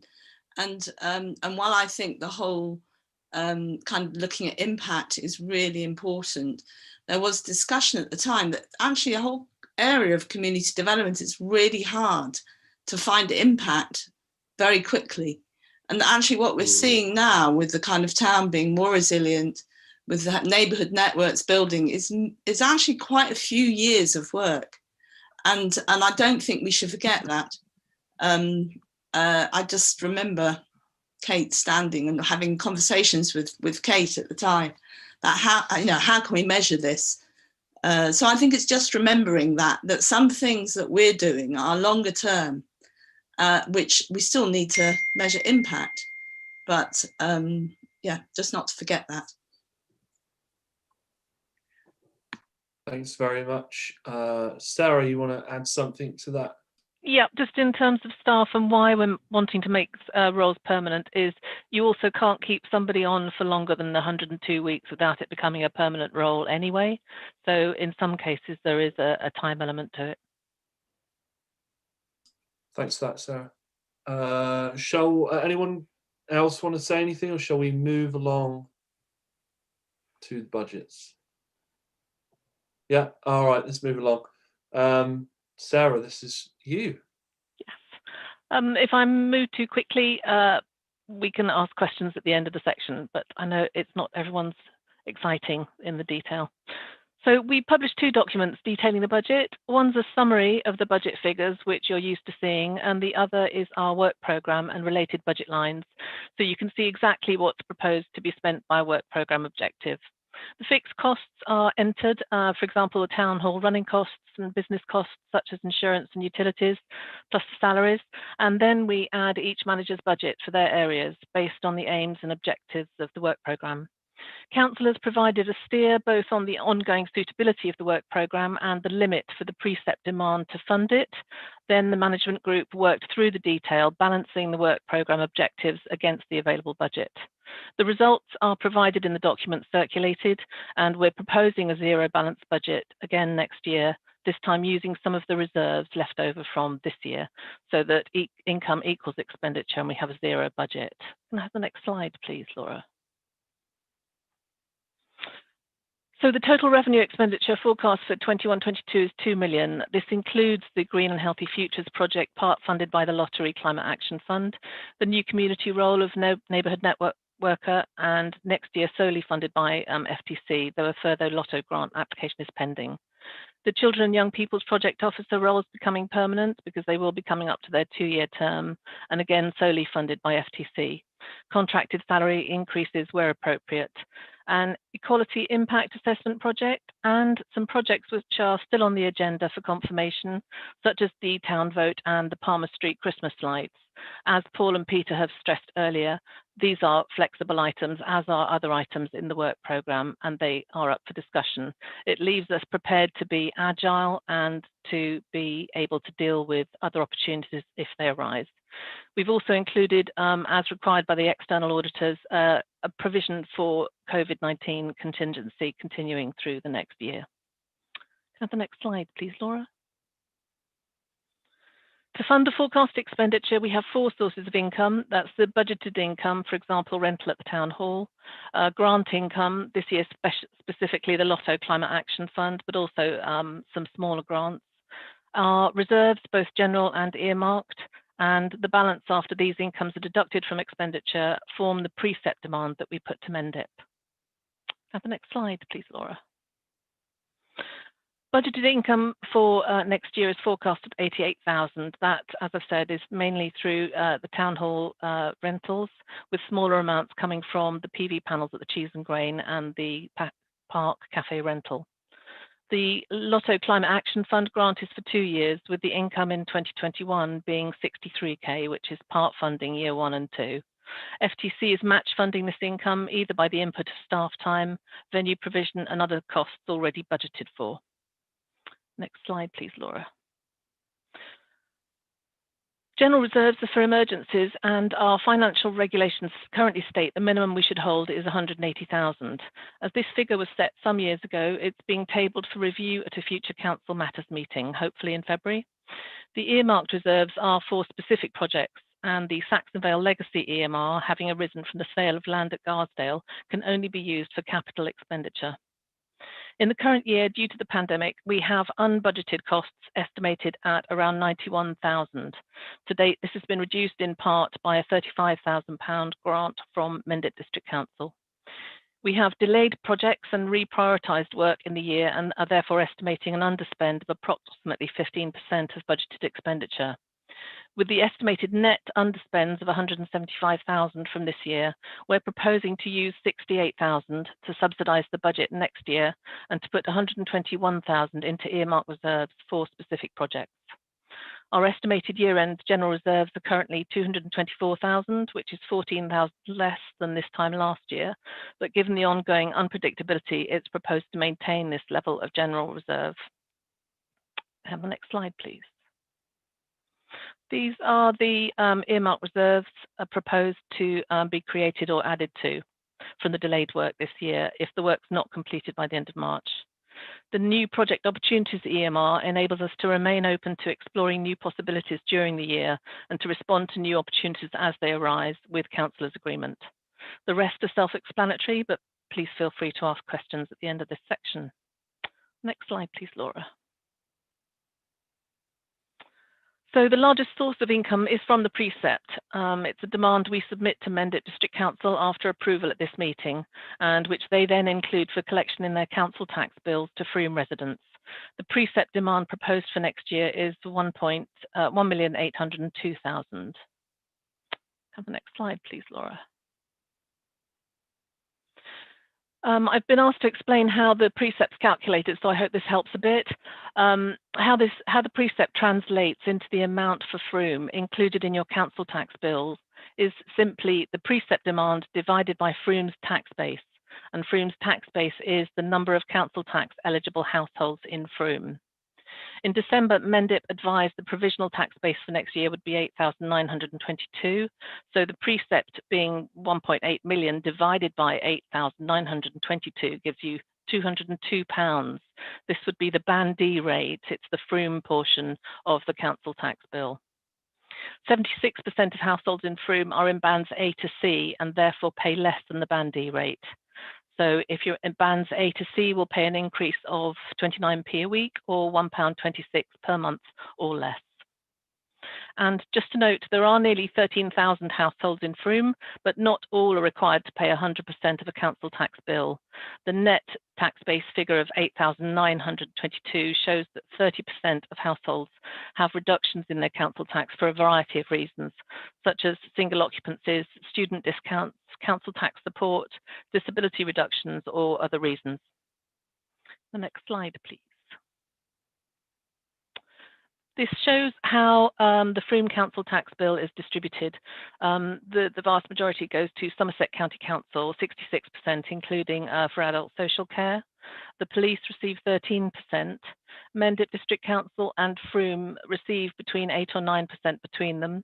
And the Devon and Somerset Fire Services receive 5%. Next slide, please, Laura. So once again, to summarise, the proposed expenditure is 2 million. The precept would be 1.8, budgeted income 88,000. The lotto grant would be 63,000 and funding from our reserves 68,000, resulting in a balanced budget for next year. And next slide, please, Laura. Any questions? Gone very quiet. Yeah, sorry, I was trying to find my mute button. Anyone got any questions? I'm going to go with the lovely Lizzie Boyle first. Oh, thank you, Deputy Mayor. Actually, it's a question about a specific, but hopefully will illustrate a principle. And Chris, I can see now on my screen, Chris Stringer, so he might join in the discussion. Where you say, so money going into EMRs, into earmarked reserves, means it's dedicated to specific projects. And I noted that there's an allocation into the Victoria Park toilets refurbishment EMR. And I know there's been a lot of chat recently and discussion recently among local residents about when's this going to happen.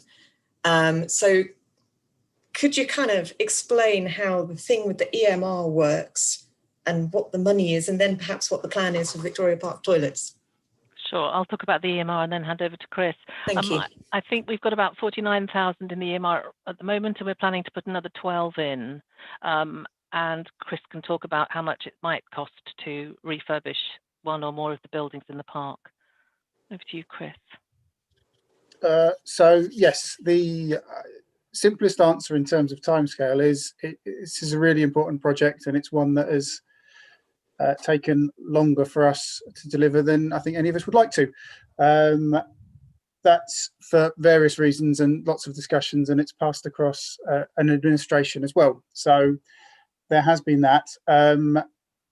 We were moving towards putting out kind of tender documents to companies to refurbish just before the first lockdown came in, and it's been the case that certainly a fair amount of time has been spent on other things. So the toilet refurbishment has been delayed a little bit again, but it's kind of it's something that as soon as we can move it, we will be moving it.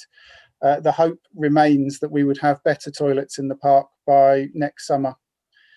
So cost-wise, we're still waiting for final costs from some of the companies that specialise in these things, and obviously building up the EMR is a way of covering the costs.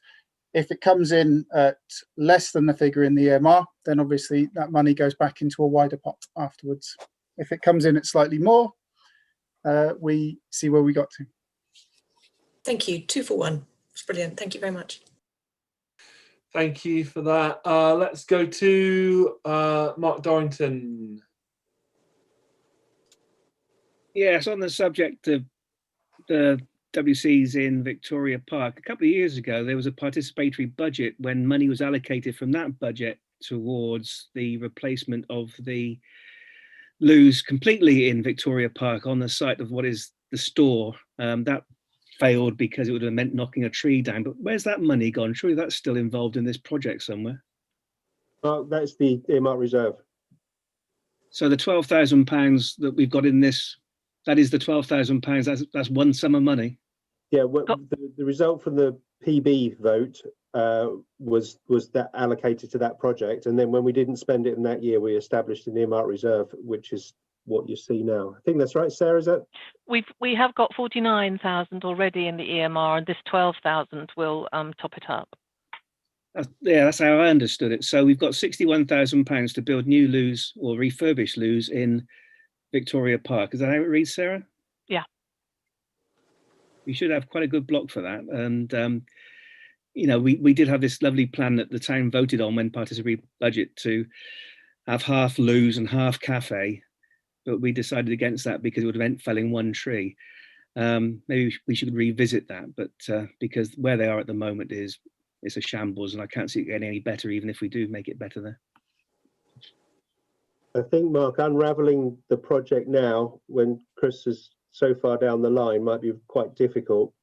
It wasn't just about chopping down one tree. It was about not being able to put the combined cafe and toilet into Victoria Park without taking, I think it was probably about a quarter of a third of the grass covered in concrete to do it. Now, that posed a bit of problems for councillors at the time, and so that's why we're back to refurbishing the existing ones. I mean, Chris hopes to put the door on the other side, for example, so the fact that they're in the dark in the corner is one thing, but the door will be going out onto the footpath. That's the plan at the moment, but we'll come back to council with proposals when we can get some good quotes coming in.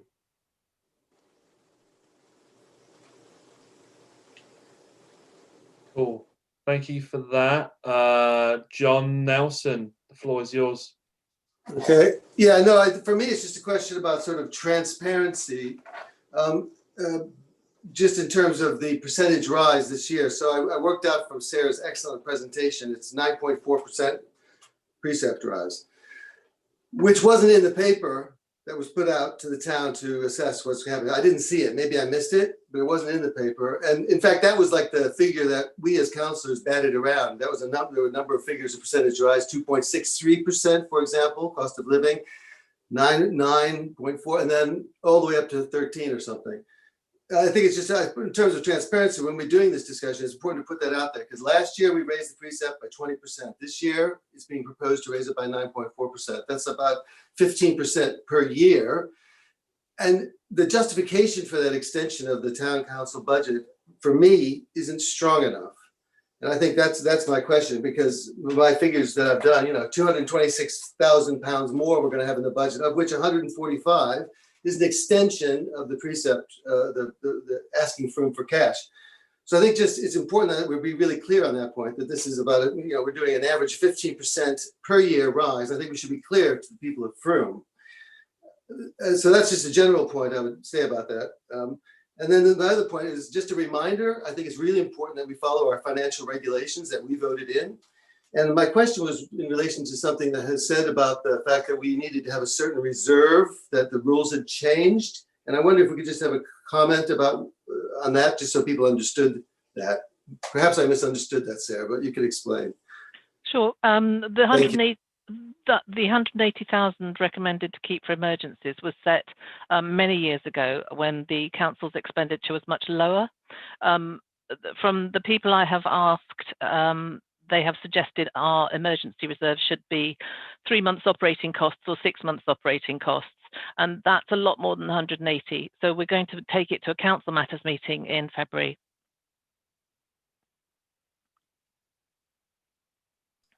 Cool. Thank you very much for that. We're going to go to Scott Ward. Yeah, I think it's important to look at both the things we're trying to achieve, but also the money we're trying to do for it for, and also in a time where, you know, we've expended £91,000 on COVID, and you know, over the last year. So I hope that people of the town will see that we've done our best to sort of keep it at a reasonable level without sacrificing all the things that were already happening before COVID that are still happening during COVID. So things like, helping fund Fair Frome, as well as, a climate emergency. I'm of the belief that we're in the middle of, a food poverty emergency as well. And they do tie in together as well, in terms of waste and things going to waste. So hopefully people will see that we've come to that sort of middle ground of, we could have gone, yes, let's do 13% and fund everything, or no, let's keep it down to sort of 2%, 5%, however much. But yeah, I'm personally happy with that balance that we've made. Thank you. We're going to go with Richard Ackroyd. You are up. Thanks, Andy. There was an old ex-councillor who always used to say, where does your money go for the town council precept? Well, it goes in Frome, and it's the only part of your council tax which you could say, hand on heart, is for Frome and spent in Frome. And if you think back to March, when we coordinated all those emergency plans, found over 300 volunteers to collect, to deliver leaflets and things, deliver medicines, act as community drivers, do the shopping for those who were self-isolating, we're still acting as an information hub. We provide guidance, advice, support from government. We did all of that in 5 days. We weren't the only parish council to do that. Other parish councils did it as well. But we were far quicker off the mark than district and county councils. And that's because we've got a decent precept. We're properly funded as an organisation. We heard at the start of the meeting tonight, if we're not properly funded, what happens? Ward closures. Why are we making ward closures? Because county's not properly funded, because it didn't vote through enough increases in the past. And nobody wants to put an increase on people, especially this year. And I know I was one of the people who was against it originally, but now, looking at everything that we're doing, and let's not forget a 6-figure sum we spent virtually on COVID relief. There's other things that haven't been mentioned that Sarah didn't talk about, other organisations we helped, rent relief and grants. That's, 6-figure sum for a council this size is quite a bit of money. We spent that, we didn't get all of that back from central government. So I just think it's really important that we carry on to being efficient. We can only do that if we're properly funded. We have to look at how we spend things, of course, but that's what we're, basically, you get what you pay for.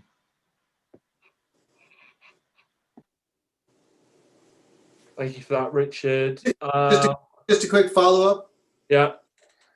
For me, it's just the fact that, as has been presented, 77% of households are in the lower bands, and there are people on low incomes in Frome where we don't think this is a lot of money for lots of people. It can be a lot of money for other people. So I think this is why we need to be much more rigorous in how we assess our expenditures in terms of the value, because I think we can do more with our money. Yeah. Can I just add, sorry, just what Peter and I have talked about is the researcher that's being brought on board for the Lotto Climate Act. You muted yourself, Sarah. Cat got your tongue. Sorry, I was fiddling there. It's my fault, Sarah. What Sarah was going to say. Apologies for that. Oh, you're back in the room. Sorry. Over to you, Sarah. We've got an expert researcher coming on board for 2 days a week, and if we may be able to use that person to start to carry out the kind of evaluations that John's talking about. Democracy restored. Thanks, Sarah. Who wants to go next? Richard, you had something to say? Are you coming in on something now? Rachel's next, I think. Rachel? All right. Yes, hi. Lenka just wanted to ask if Sarah knew if there are any plans by MDC or Somerset County Council to raise their council tax. This may have an impact on residents. And Andy Jones wanted to make a comment about Harry's Hydro. Lenka, we don't know what Mendip or Somerset's increase is likely to be, but I do believe they are capped, and I believe they're capped around 4%, but I'm not, I don't know for sure. What was the question about Harry's Hydro? I can't see it. I've just allowed Andy to talk.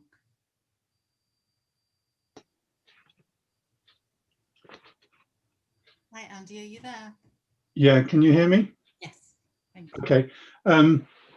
Yeah, thanks. Some of you may not know that I'm a governor at Critchhill School, and I was on a call this afternoon with the head teacher there and the chair of governors, and they wanted me to take this opportunity to express to the council school's gratitude for the funding that you've provided over many years that has allowed some very needy young people to make use of the facility at Harry's Hydro. It's purely that message of gratitude to the council for that funding. Thank you, Andy. Always a pleasure to hear from you. What are we doing now? We're going to go to, has anyone got any more questions, first of all? No? Yes, no, no. I think we're going to go to some recommendations with Laura now. Is that correct? Yeah, if Laura could put the recommendations up. Andy, councillors have asked if these could be taken separately as opposed to on block. Okay, yeah. We're all happy to do that, I suppose.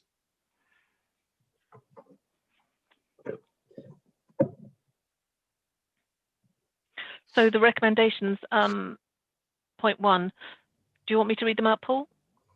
I think everyone can see them, can't they? If we just sort of ask for a proposer and a seconder for the first recommendation and just go through the process. So, Andy, I think Rich has got his hand up proposing recommendation 1. Okay. Is that Anne seconding? Okay. And then all in favour?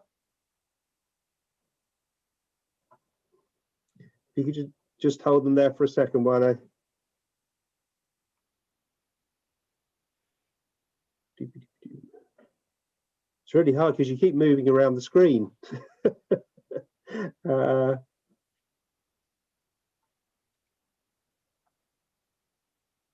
can't see anyone with their hand down. So, Andy, could I just ask if anyone is voting against, it's either be majority or unanimous, but if anyone's voting against, could they just wave frantically?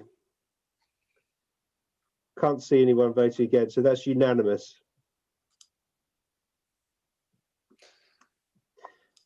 Then if we move to recommendation 2, which is approve the work programme.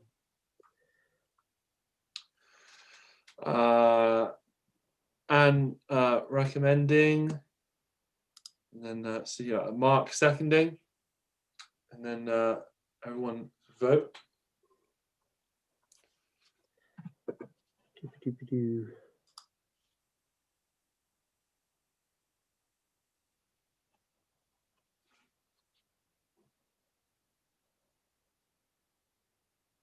That's unanimous. I don't think that was unanimous, by the way. Oh, I'm so sorry, did I miss someone? I didn't have my hand up also.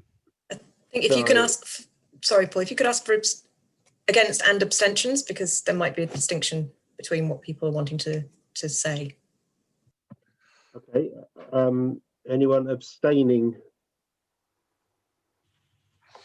So there's one hand, Paul is abstaining and not objecting, so that's carried by majority.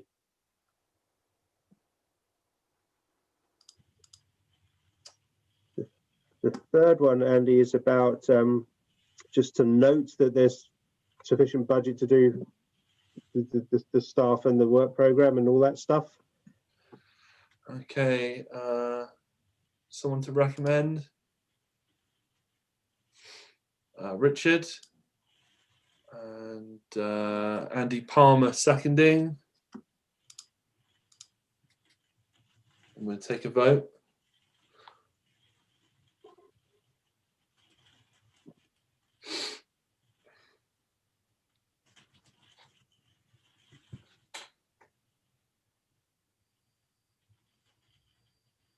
Okay, that's unanimous. Can I just ask again, just to make sure that if just people can go off mute if they were abstaining or objecting. Otherwise, it's unanimous. Okay, unanimous. Number 4 about the staff structure. Okay, and recommending.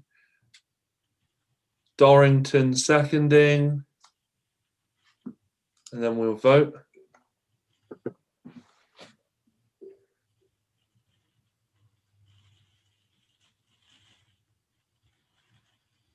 I think that's a majority. Number 5. This was. Do we not ask about abstentions or anything else? Yeah, no, it's fine. If it was a majority, that's all we need. Right.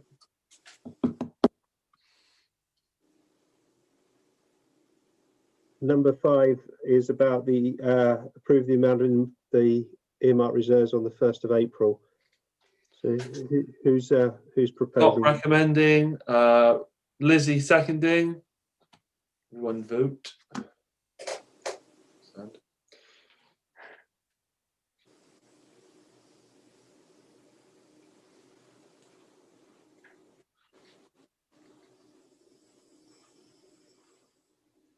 So I think that's a majority.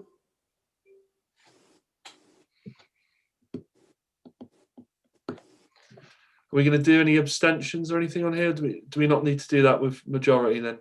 Majority is fine. Okay, all right. Number 6.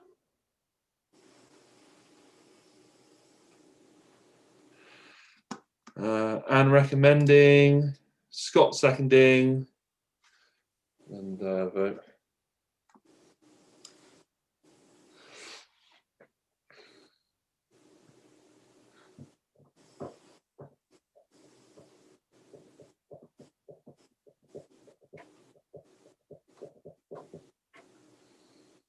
I think that's majority. And finally, the precept amount. So Sarah recommending, and then Richard seconding.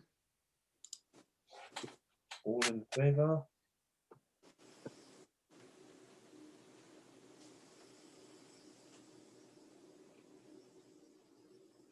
That's majority again.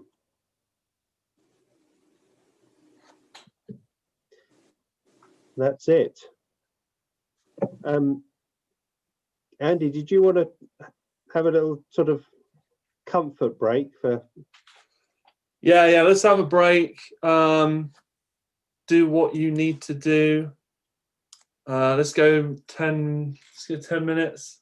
So just before 9:10, we come back. Okay. Andy, I'll give you a ring. Have fun.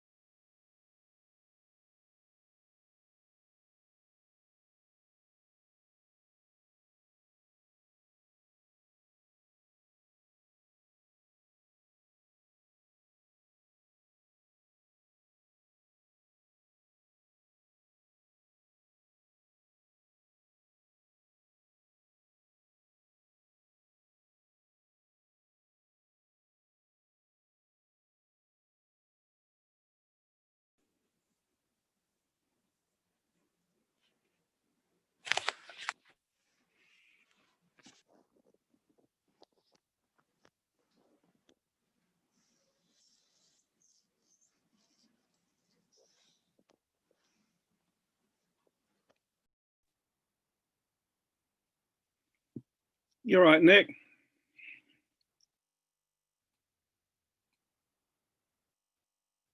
Yeah, you're fine. I'm fine. Who's that? It's Mark. Oh, sorry, mate. I can't. We're the only ones on here. Oh, right. My iPad's for some reason I got a brand new bloody iPad Pro and it's not working for some reason. So I'm having Not to use very my pro. phone. So anyway, how you doing? I'm fine. I haven't seen you for ages. No, it's odd, isn't it? It's a kind of one of those times when not much is going. Well, loads of things are going on. I'm really, really busy. I don't know about you, but I'm stupidly busy with my building thing. Okay, yeah. But Mark, I saw Marilyn and Mark and and Nick, Ceci out doing a power walk on Sunday, I think it was. Nick, Just to say, we're still live on YouTube. Yeah, we're still live on YouTube, so no swearing. Absolutely not. Thank you. Just catching up with my fellow councillor. I haven't seen him for a while. I'm glad you told me that, Paul. I was going to possibly say something I wouldn't have wanted to say. That's what I'm here for, Nick. Yes.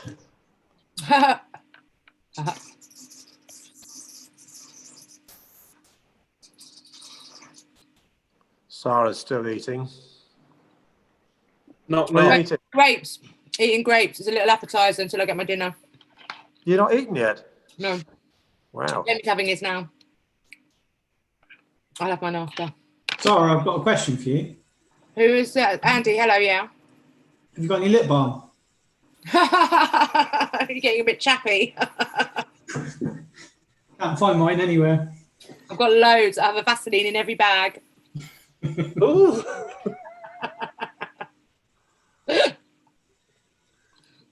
You are live on YouTube. Yes. Knock, knock. Who's that? Deputy Mayor. What up? Okay.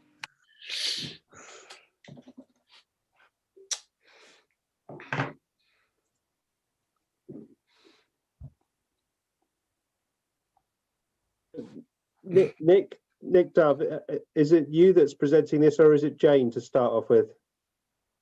I don't care. I assume because Jane was on the call, I know she's torn herself away from the busy household refurb. So I assume she was, but if she doesn't want to, I can. No, I'll do it.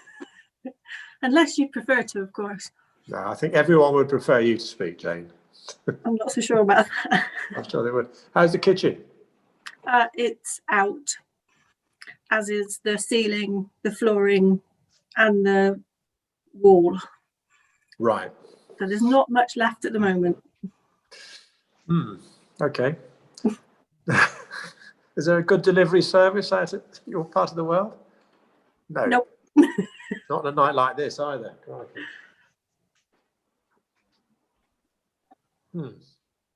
Right. No, I better save it till the input.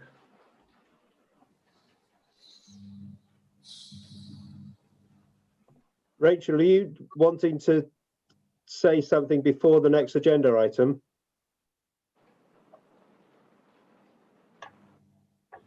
You're on. Yes, I just wanted to read out the comments from Bob and Lenka because they won't be recorded on YouTube.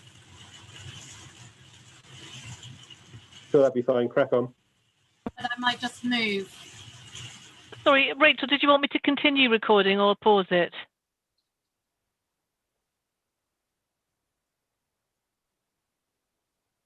Rachel's going to where there's less rain. By the sound of it, it'll be less rain outside. You're all in the dark, Rachel.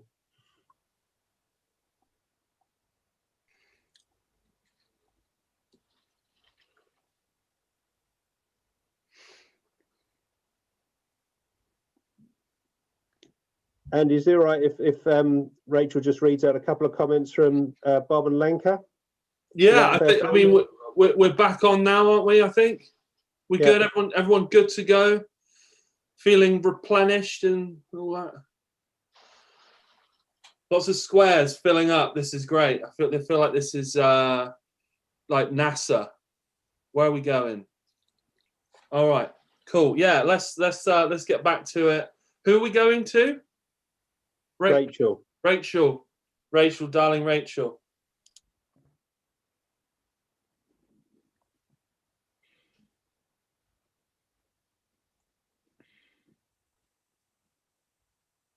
You're on mute, Rachel. Sorry, so just for the benefit of the YouTube video, because it won't be recorded, Bob Ashford has something that he'd like to say, which is, can he thank councillors for continuing grant support? This makes a huge difference to what we do and how we do it. Thanks also to council staff for their practical support in helping us through the pandemic. Always happy to come and talk about our work.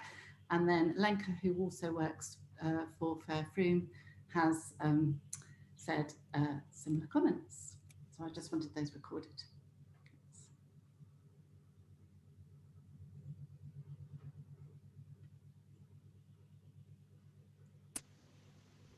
Over to you, Andy, for the next item.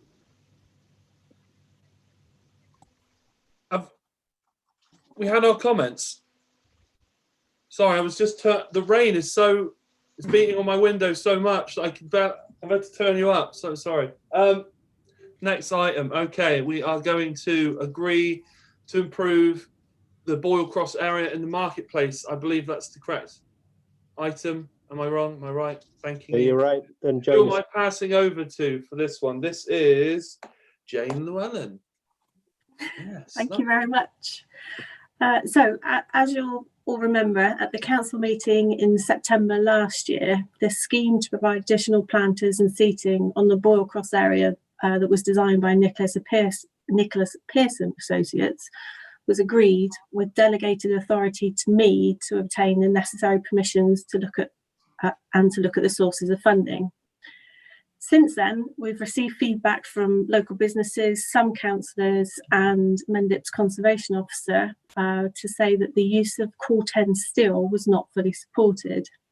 And there was also some concern about the amount of seating and planters that could be provided for the price. As a result of this, Nick actually did all the hard work and contacted 9 other businesses, including Nicholas Pearson, to get quotes for providing a scheme that used powder coating to match the existing bollards on the Boyle Cross rather than core 10. And even though there was initial interest from all 9 of those that were contacted, only 2 additional quotes were submitted, and we received confirmation from Nicholas Pearson Associates that their price would increase if the design was changed to use powder coating. Excuse me.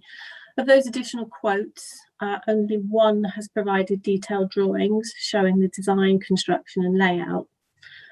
This scheme will provide 9 planters and 5 benches in powder coated steel for £16,045.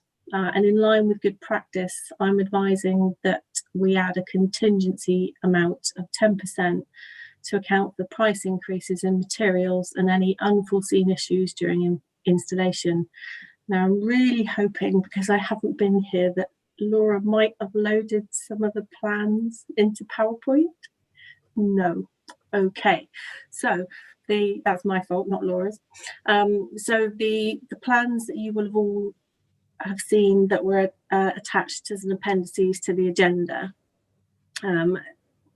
As I said, that's 9 planters, 1 being at the top end of the site where the existing seating is, and then 3 planters with seating in between on the edge of the cross. Oh, somebody is, oh, there she is, look at that.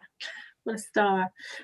So yes, so there you can see the layout, and the 3 planters on the road side, you can see there with 2 seats in between, and then opposite that, outside where the banks are, there'll be an additional 4 planters with 3 seats in between, and then 1 at the bottom where the steps go down to the lower level.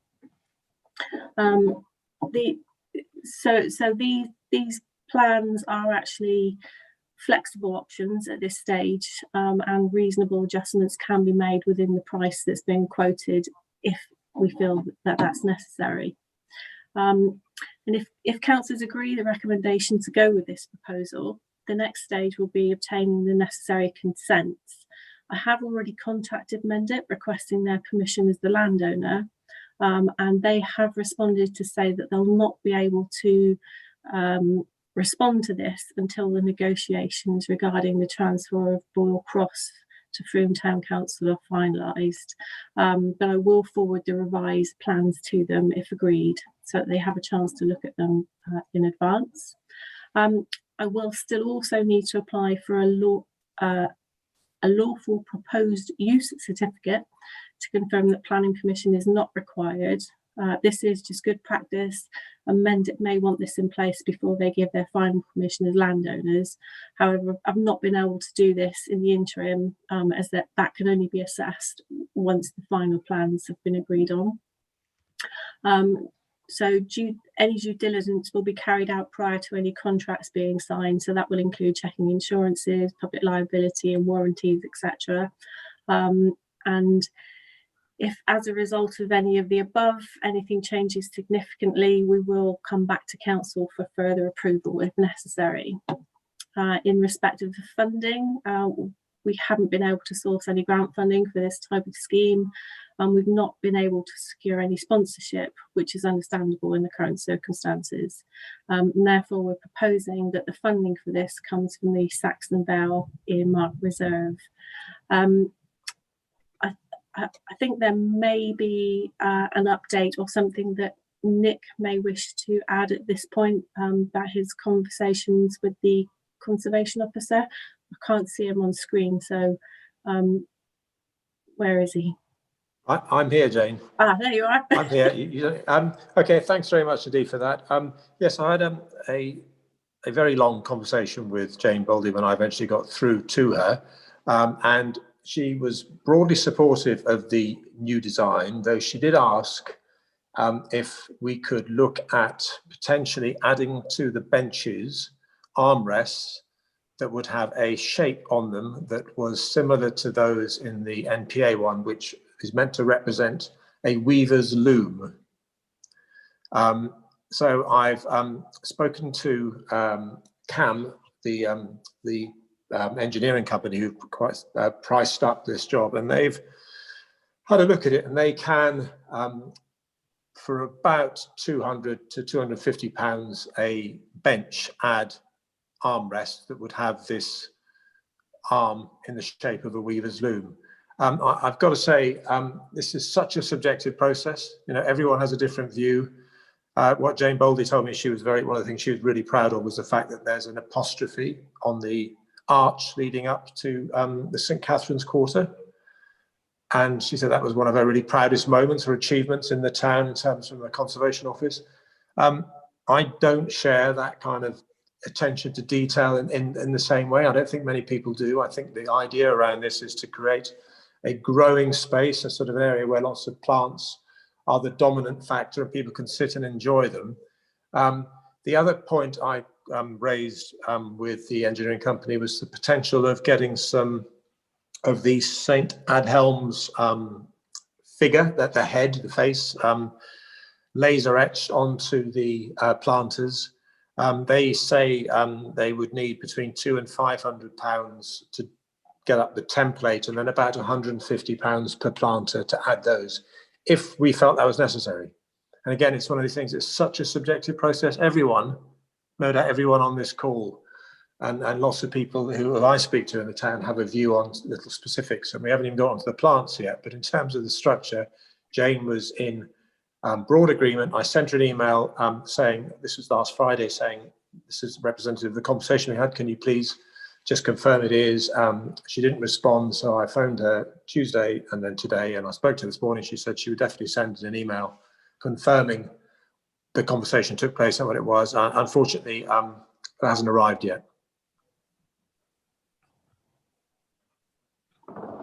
Thank you, Nick. So I suppose that the question therefore is the amount that I have suggested as part of the recommendation, including the 10% contingency, if councillors wanted to see the St Aldham's crest incorporated as part of the design, would actually mean that that figure would need to increase by potentially another £1,500. So I think, you know, that's probably something that perhaps councillors would need to discuss before we can go to the recommendation.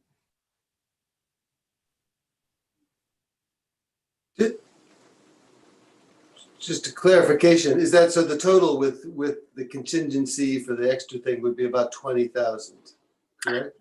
So if you included the extra for the St Aldham's, yes, that is taking you up to about 20,000. Yeah, my maths is not that good to do that on the top of my head. Can I just jump in if that's okay? I think it will be less than that, Jane, because some of the things, for instance, the price includes a sort of support structure welded into each of the planters. We need to have a conversation with Chris, you know, if this goes forward, Chris Stringer, that is, to talk about what kind of plants they are and whether that's necessary. If we take some of those out, that would give a reduction in the price. So there are a number of factors, and I think it would probably, and again, I guess we should have a discussion of whether people think it's necessary to go for the, you know, the loom style armrests, and whether it's necessary to go for the St Adhelm's head in there. But I don't think the two together would be more than 2,000 on top of the 16,000. So I'd be surprised if it went over the £18,500. Scott. Yeah, I'm in support of the benches and planters and plant supports in that area, and making that a good area for people to come and enjoy and to use, and you know, up to £20,000 for the right things is something that I'd be okay with, but it has to be the right things. And I have to say that, and again, you know, as Nick says, this is, you know, subjective, but they are dog ugly. They are the benches. They look like, you know, something that I would have found in my hometown of Birkenhead in the year 2000. You know, they were modern then, and even with the black powder coating to match them in, I don't like them at all. And again, it is subjective. And the plant supports, they look like Art Deco Christmas trees, if I'm honest. I'm not a fan of them. And I know they'll be covered in plants and things, but anyway, so the little things that Nick has mentioned, like the etching of St Aldham's head and the arms, while they might not mean much to myself or other people, I think that would make the difference between you know, them being enjoyed by the people who will be there every day. And you know, the difference between that and people just saying, no, I don't like these.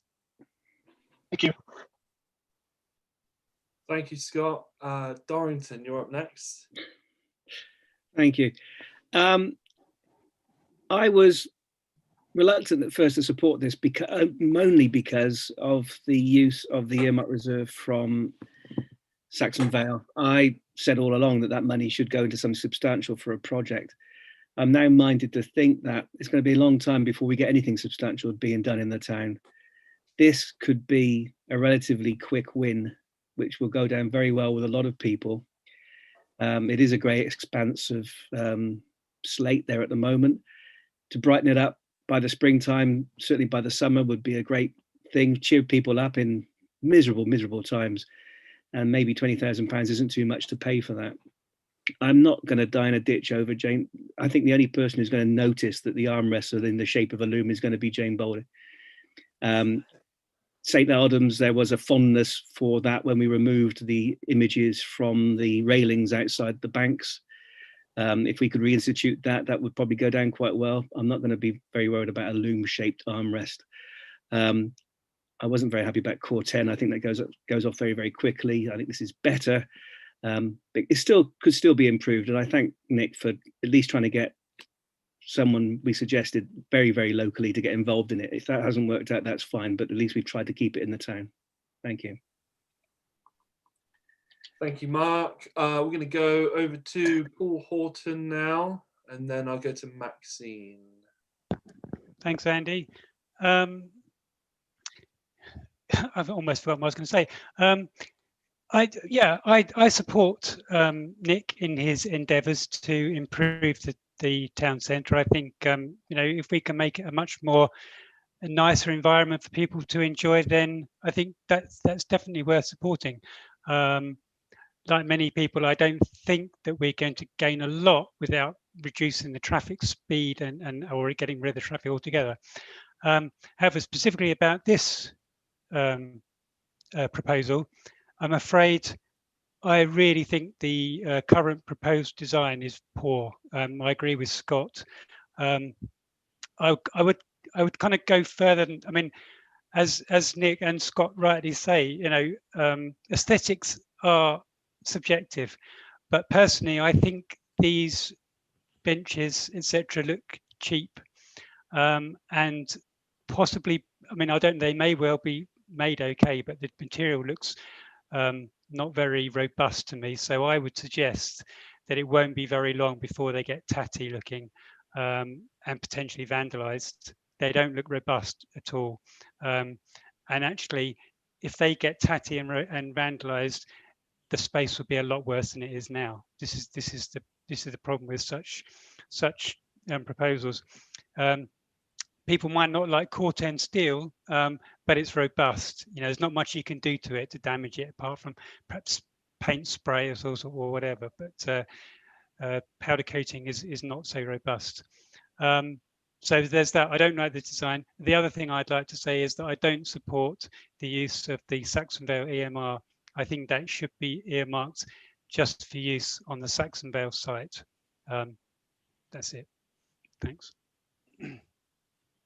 Thank you, Paul. We're going to go to John. No, we're not. We go to Maxine. Sorry, Maxine. Thanks, Andy. Okay, so I do think, both for our residents and for passing trade, it is really important to have a town centre looking attractive. I think that we are in or around a sort of quite touristy area, and I know that when I'm sort of driving around places, if I go on holiday, if something is attractive when you come into the middle, you say, oh, I'm going to stop, and then you go to the shops. And so I think that both from our residents' point of view, which of course is number one importance, and then equally actually important, our shopkeepers getting business which they're going to desperately need from people saying, oh, it's quite nice here, I'll find a car park and I'll stop and I'll go around the shops, is really, really important. And I know Nick's put in an absolutely huge amount of work to this and had quite a few trials and tribulations along the way, with different designs and things not working out. And it is subjective. I mean, I want something to happen there. And actually, Paul Horton sort of stole my thunder a bit, what I want to say. I would like to know what the estimated time actually is that this is going to last, and when we're going to have to replace it, and what maintenance it's going to need potentially. I know you can't give me exact answers. In the meantime, has any of that actually been calculated? But having said that, I do support there being something there. Thank you, Maxine. John Nelson, please. So I think the critical thing is that this has been a really long discussion. I want to thank Nick and Jane and everyone for all the efforts they've put into this, because part of the reason the design is the way it is part of the terrible process they've had to go through to get there. I think what's significant is I think there's consensus now that we want to do something. And I think there are still some questions about final taste issues which remain to be resolved. I really support this, and I think we should approve it up to the 20, but maybe some of these design issues we can talk further. But the significance of this moment is that we're actually approving to move forward, to spend some cash. I think I take Paul's point, but I think it's okay to take it out of the Saxon Vale Reserve. It's not that much of it, and it's an investment. So, thank you.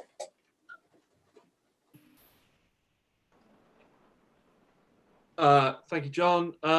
Anita, I did see that you had your hand up and it's gone now. Did you want to say something? Yeah, no, I don't think I can really add an awful lot to what's been said. I was really going to reiterate actually what Maxine said. But just really to commend Nick on sticking with this. You've been like a dog with a bone, so hats off to you for staying with it and pushing it through. I'm really pleased to see it, and I think it'll make a vast difference to the town, so well done. Yeah. Nick, did you want to come back to any of that? That we do have quite a lot of comments. I'm going to try and get through them. Okay, I'll be quick, Andy. Thanks very much. I hear everything people say from sort of for and against, I promise you, but I have spent a lot of time on this, and I've spoken to residents and local business owners, managers over the last 6 months and talked through this and explained it to them. And nothing has had more support that I've talked to them about than this idea. Of course, it's really subjective. Everyone's got a view on what it looks like, and we haven't even come to what plants people would like in there.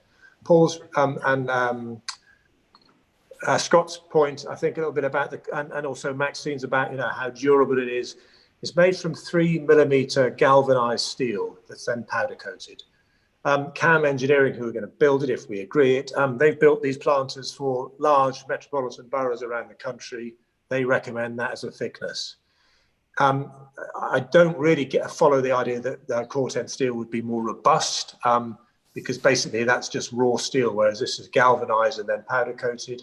But again, I don't know. I mean, a really committed vandal will cause damage to anything, frankly, and we've got to hope that we don't have that. And part of that will be how quickly it is absorbed into the space. The kind of plants we put in there will hopefully discourage the kind of people who might want to vandalize them from doing it. I just really think this is a chance for us. We had a kind of planning to come out of COVID back in the summer that Peter chaired for us, a group of us, and we talked about bounce back and stuff like this. And we talked about then having something at the end of the pandemic that the town would come out and see, oh, there's something tangible and visible. And this could be it at relatively low expense. And it will create a greener, nicer space for both visitors and residents in the town, I think. Thank you. Thank you, Nick. I'm going to go with Rob and then Andy and then back to you, Scott. Okay. Oh, okay, thank you. Just really a question for Chris Stringer. I just wanted to ask him about the, well, I don't know how to describe them really. They look like the metal Christmas trees sticking out of the planters. What would he propose? How would you propose to, I don't know, plant things around that or use them or, yeah. Could you just enlighten me, please? To be honest, Rob, I haven't really got as far as thinking about planting these yet. The first step is obviously the discussion tonight and potentially approving some planters to get built. Certain plants obviously merit a little bit of structures to support them as they grow. You could have climbers, you could have a variety of different things. If we get to a point that, and it sounds like there's a consensus that people would like to see something happen there, and that's going to involve some planters, we can start thinking a bit more in earnest about what goes into them. If the discussion about the design of the planters is proving to be that things can be subjective, plants will be just the same. Some people would love to see seasonal stuff, some people would love to see perennial stuff, some people would love to see something different. So I think there'll be some discussion there too. What I think I'd probably just say as a sort of early point, an early marker would be, I think what we'll be after is planting that is, relatively straightforward to maintain, that is sustainable and is kind of more drought tolerant to reflect the changes in our climate and our weather. But no, we haven't got as far as any particular thoughts on that. So that's up for discussion too. Thanks very much. Andy, you're up next. Thanks, Andy. I echo what a number of councillors have said. I'm in full support of this. I've been in full support of this from the beginning. We need to do something with the area. As somebody who runs a business in town, I'm acutely aware of what other businesses are saying, and would echo Nick's points around that. Design is absolutely its opinion, and some people are going to like certain design, other people aren't. For me, the important thing is we get something done with that plot of land, we enhance the area, and we make it right for the people of Frome and the business owners of Frome, and let's make it a usable area.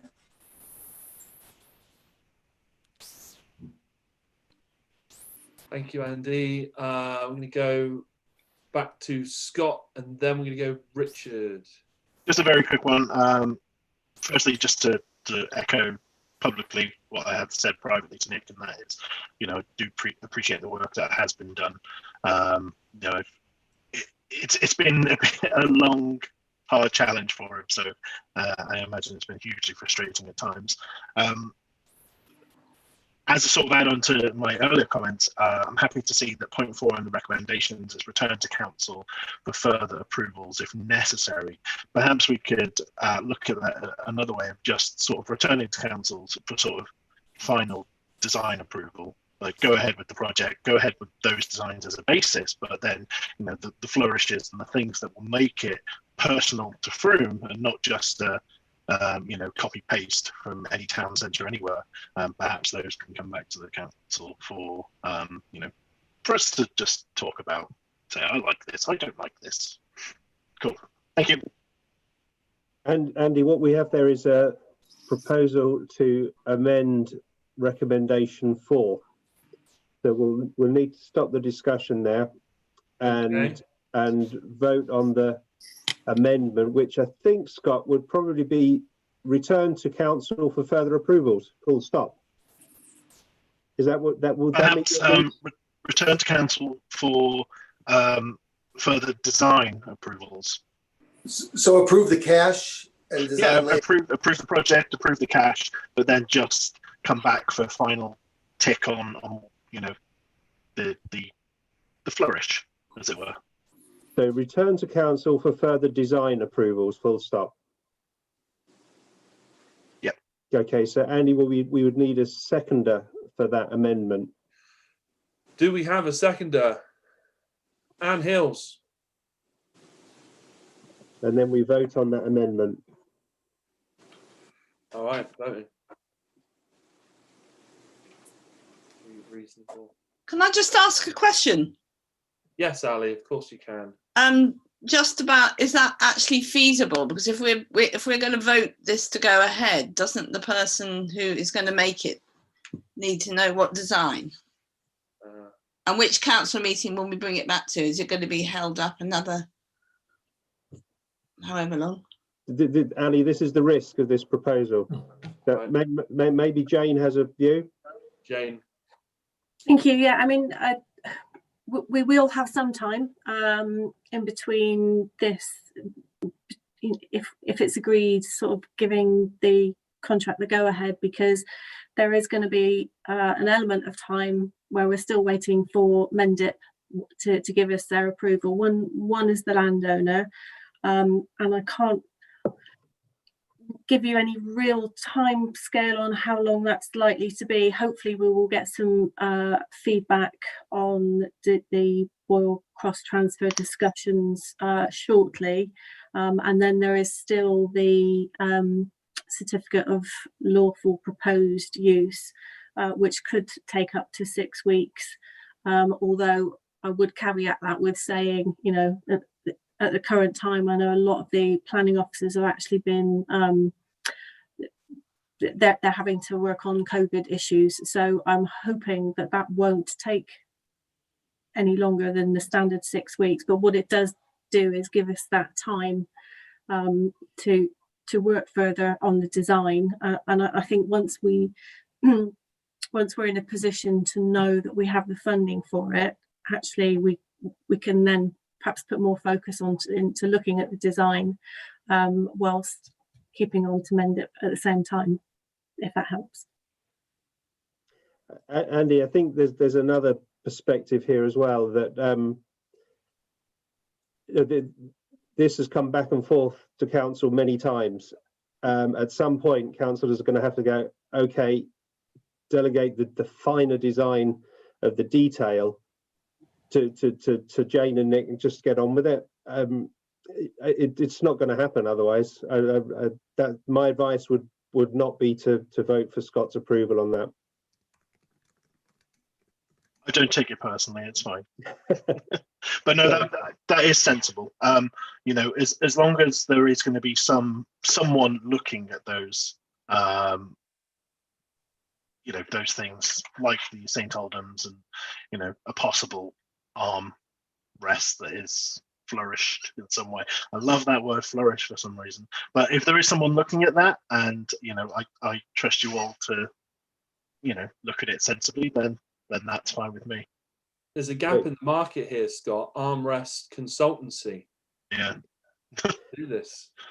So Scott, would you want to withdraw your proposed amendment?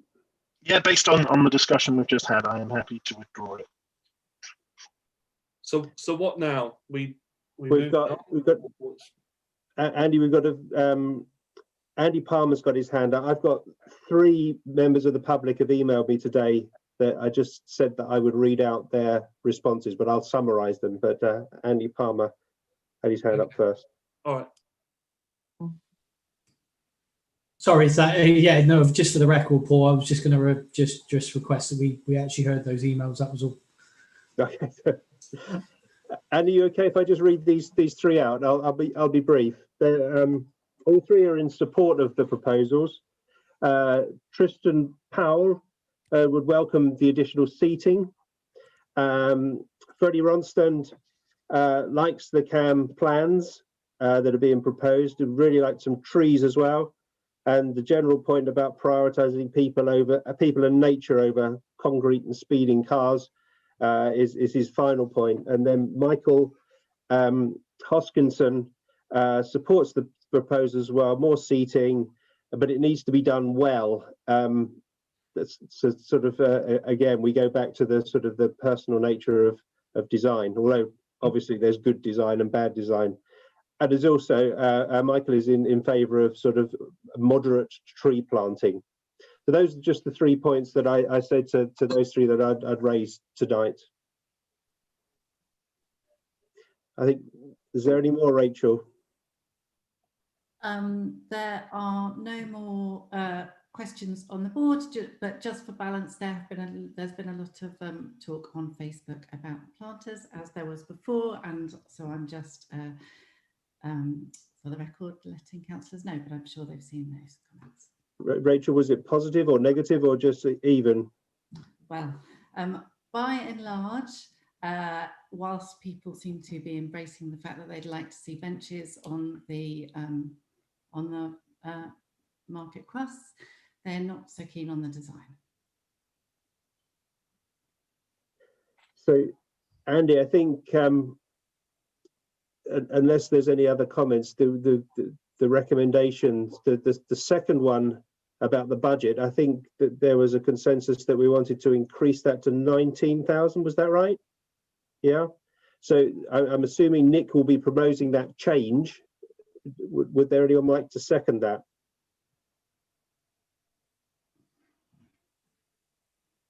Your choice, Andy. Rich. Great. So the proposal is to amend recommendation 2 to a figure of 19,000. And if you vote on that, and then we can go to the full set.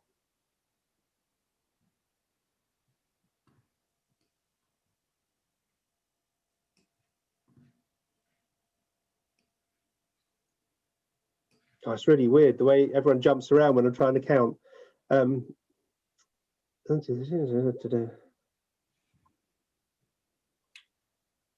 I can't see, actually I can see, that's a majority to change the number to 19,000.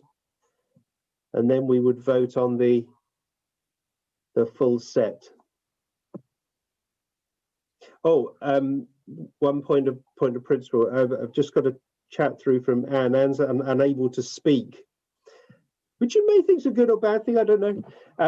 But she's asked for this vote to be recorded, which means that we just write the names there. I can do that afterwards by looking at the film, but it'll just appear in the minutes. So we now, to Andy, take the full 4 recommendations with a proposer and a seconder.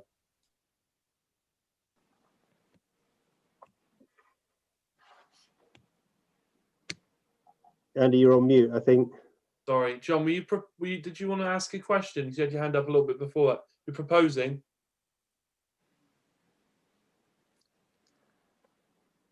No, I'm just proposing Right, proposing. John proposing. Who's seconding? Sarah. Now we vote. Okay, so everyone could pop their blue hands up if they can. If not, a human hand will be fine.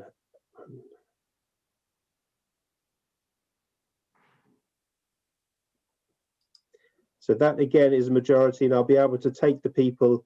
I think because we're recording, it might be best just to ask Anne and Paul whether they would be abstaining or whether they would be objecting.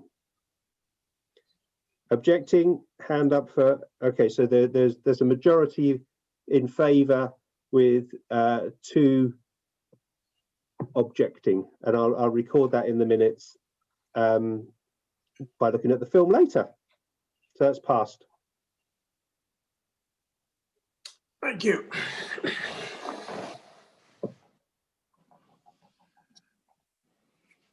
These hands that are still up, questions? No, okay, no hands up now. So are we moving on to item 6 now? Is there something else we need to do here? Item 6, yeah? Item 6, it's Laura. Okay, Laura, yeah, we're going to agree the calendar for meetings in 2021 and 2022. Over to you. Or it was the item you're all desperately wanting to get to. Very self-explanatory.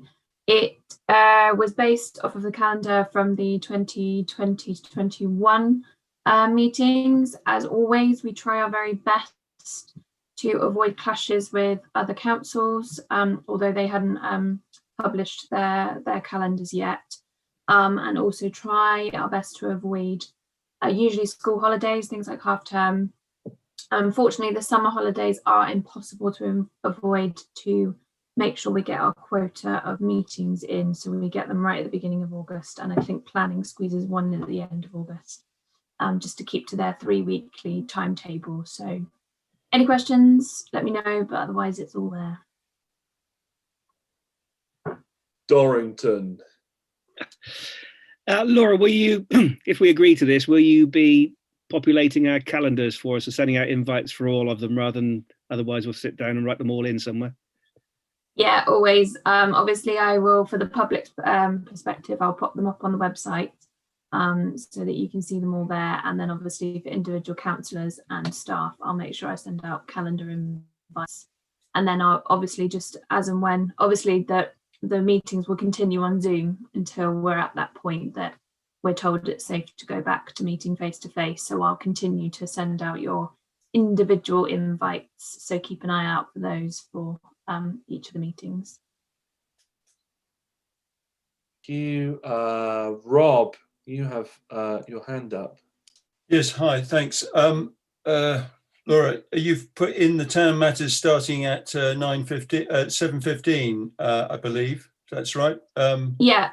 So that was for currently that's for Andy Palmer's benefit, as he's the chair, just because it works out better for him and his schedule. So just for now, I've kept it for 7:15, but obviously I realise that could change if the chair changes next post-May meeting when our new year starts, basically when this new calendar starts. So obviously if there is an amendment, then I'll make sure it's reflected on the website and in your calendars. It definitely will. It's been that bad. Anyone else got any questions? Good stuff. Richard.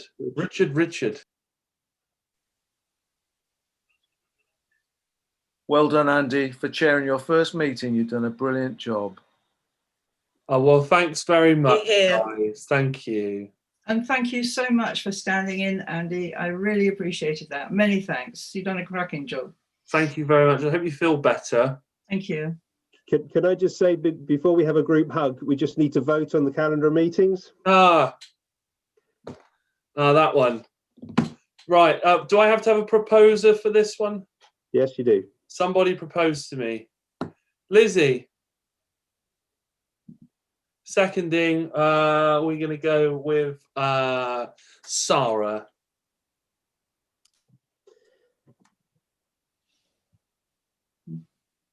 And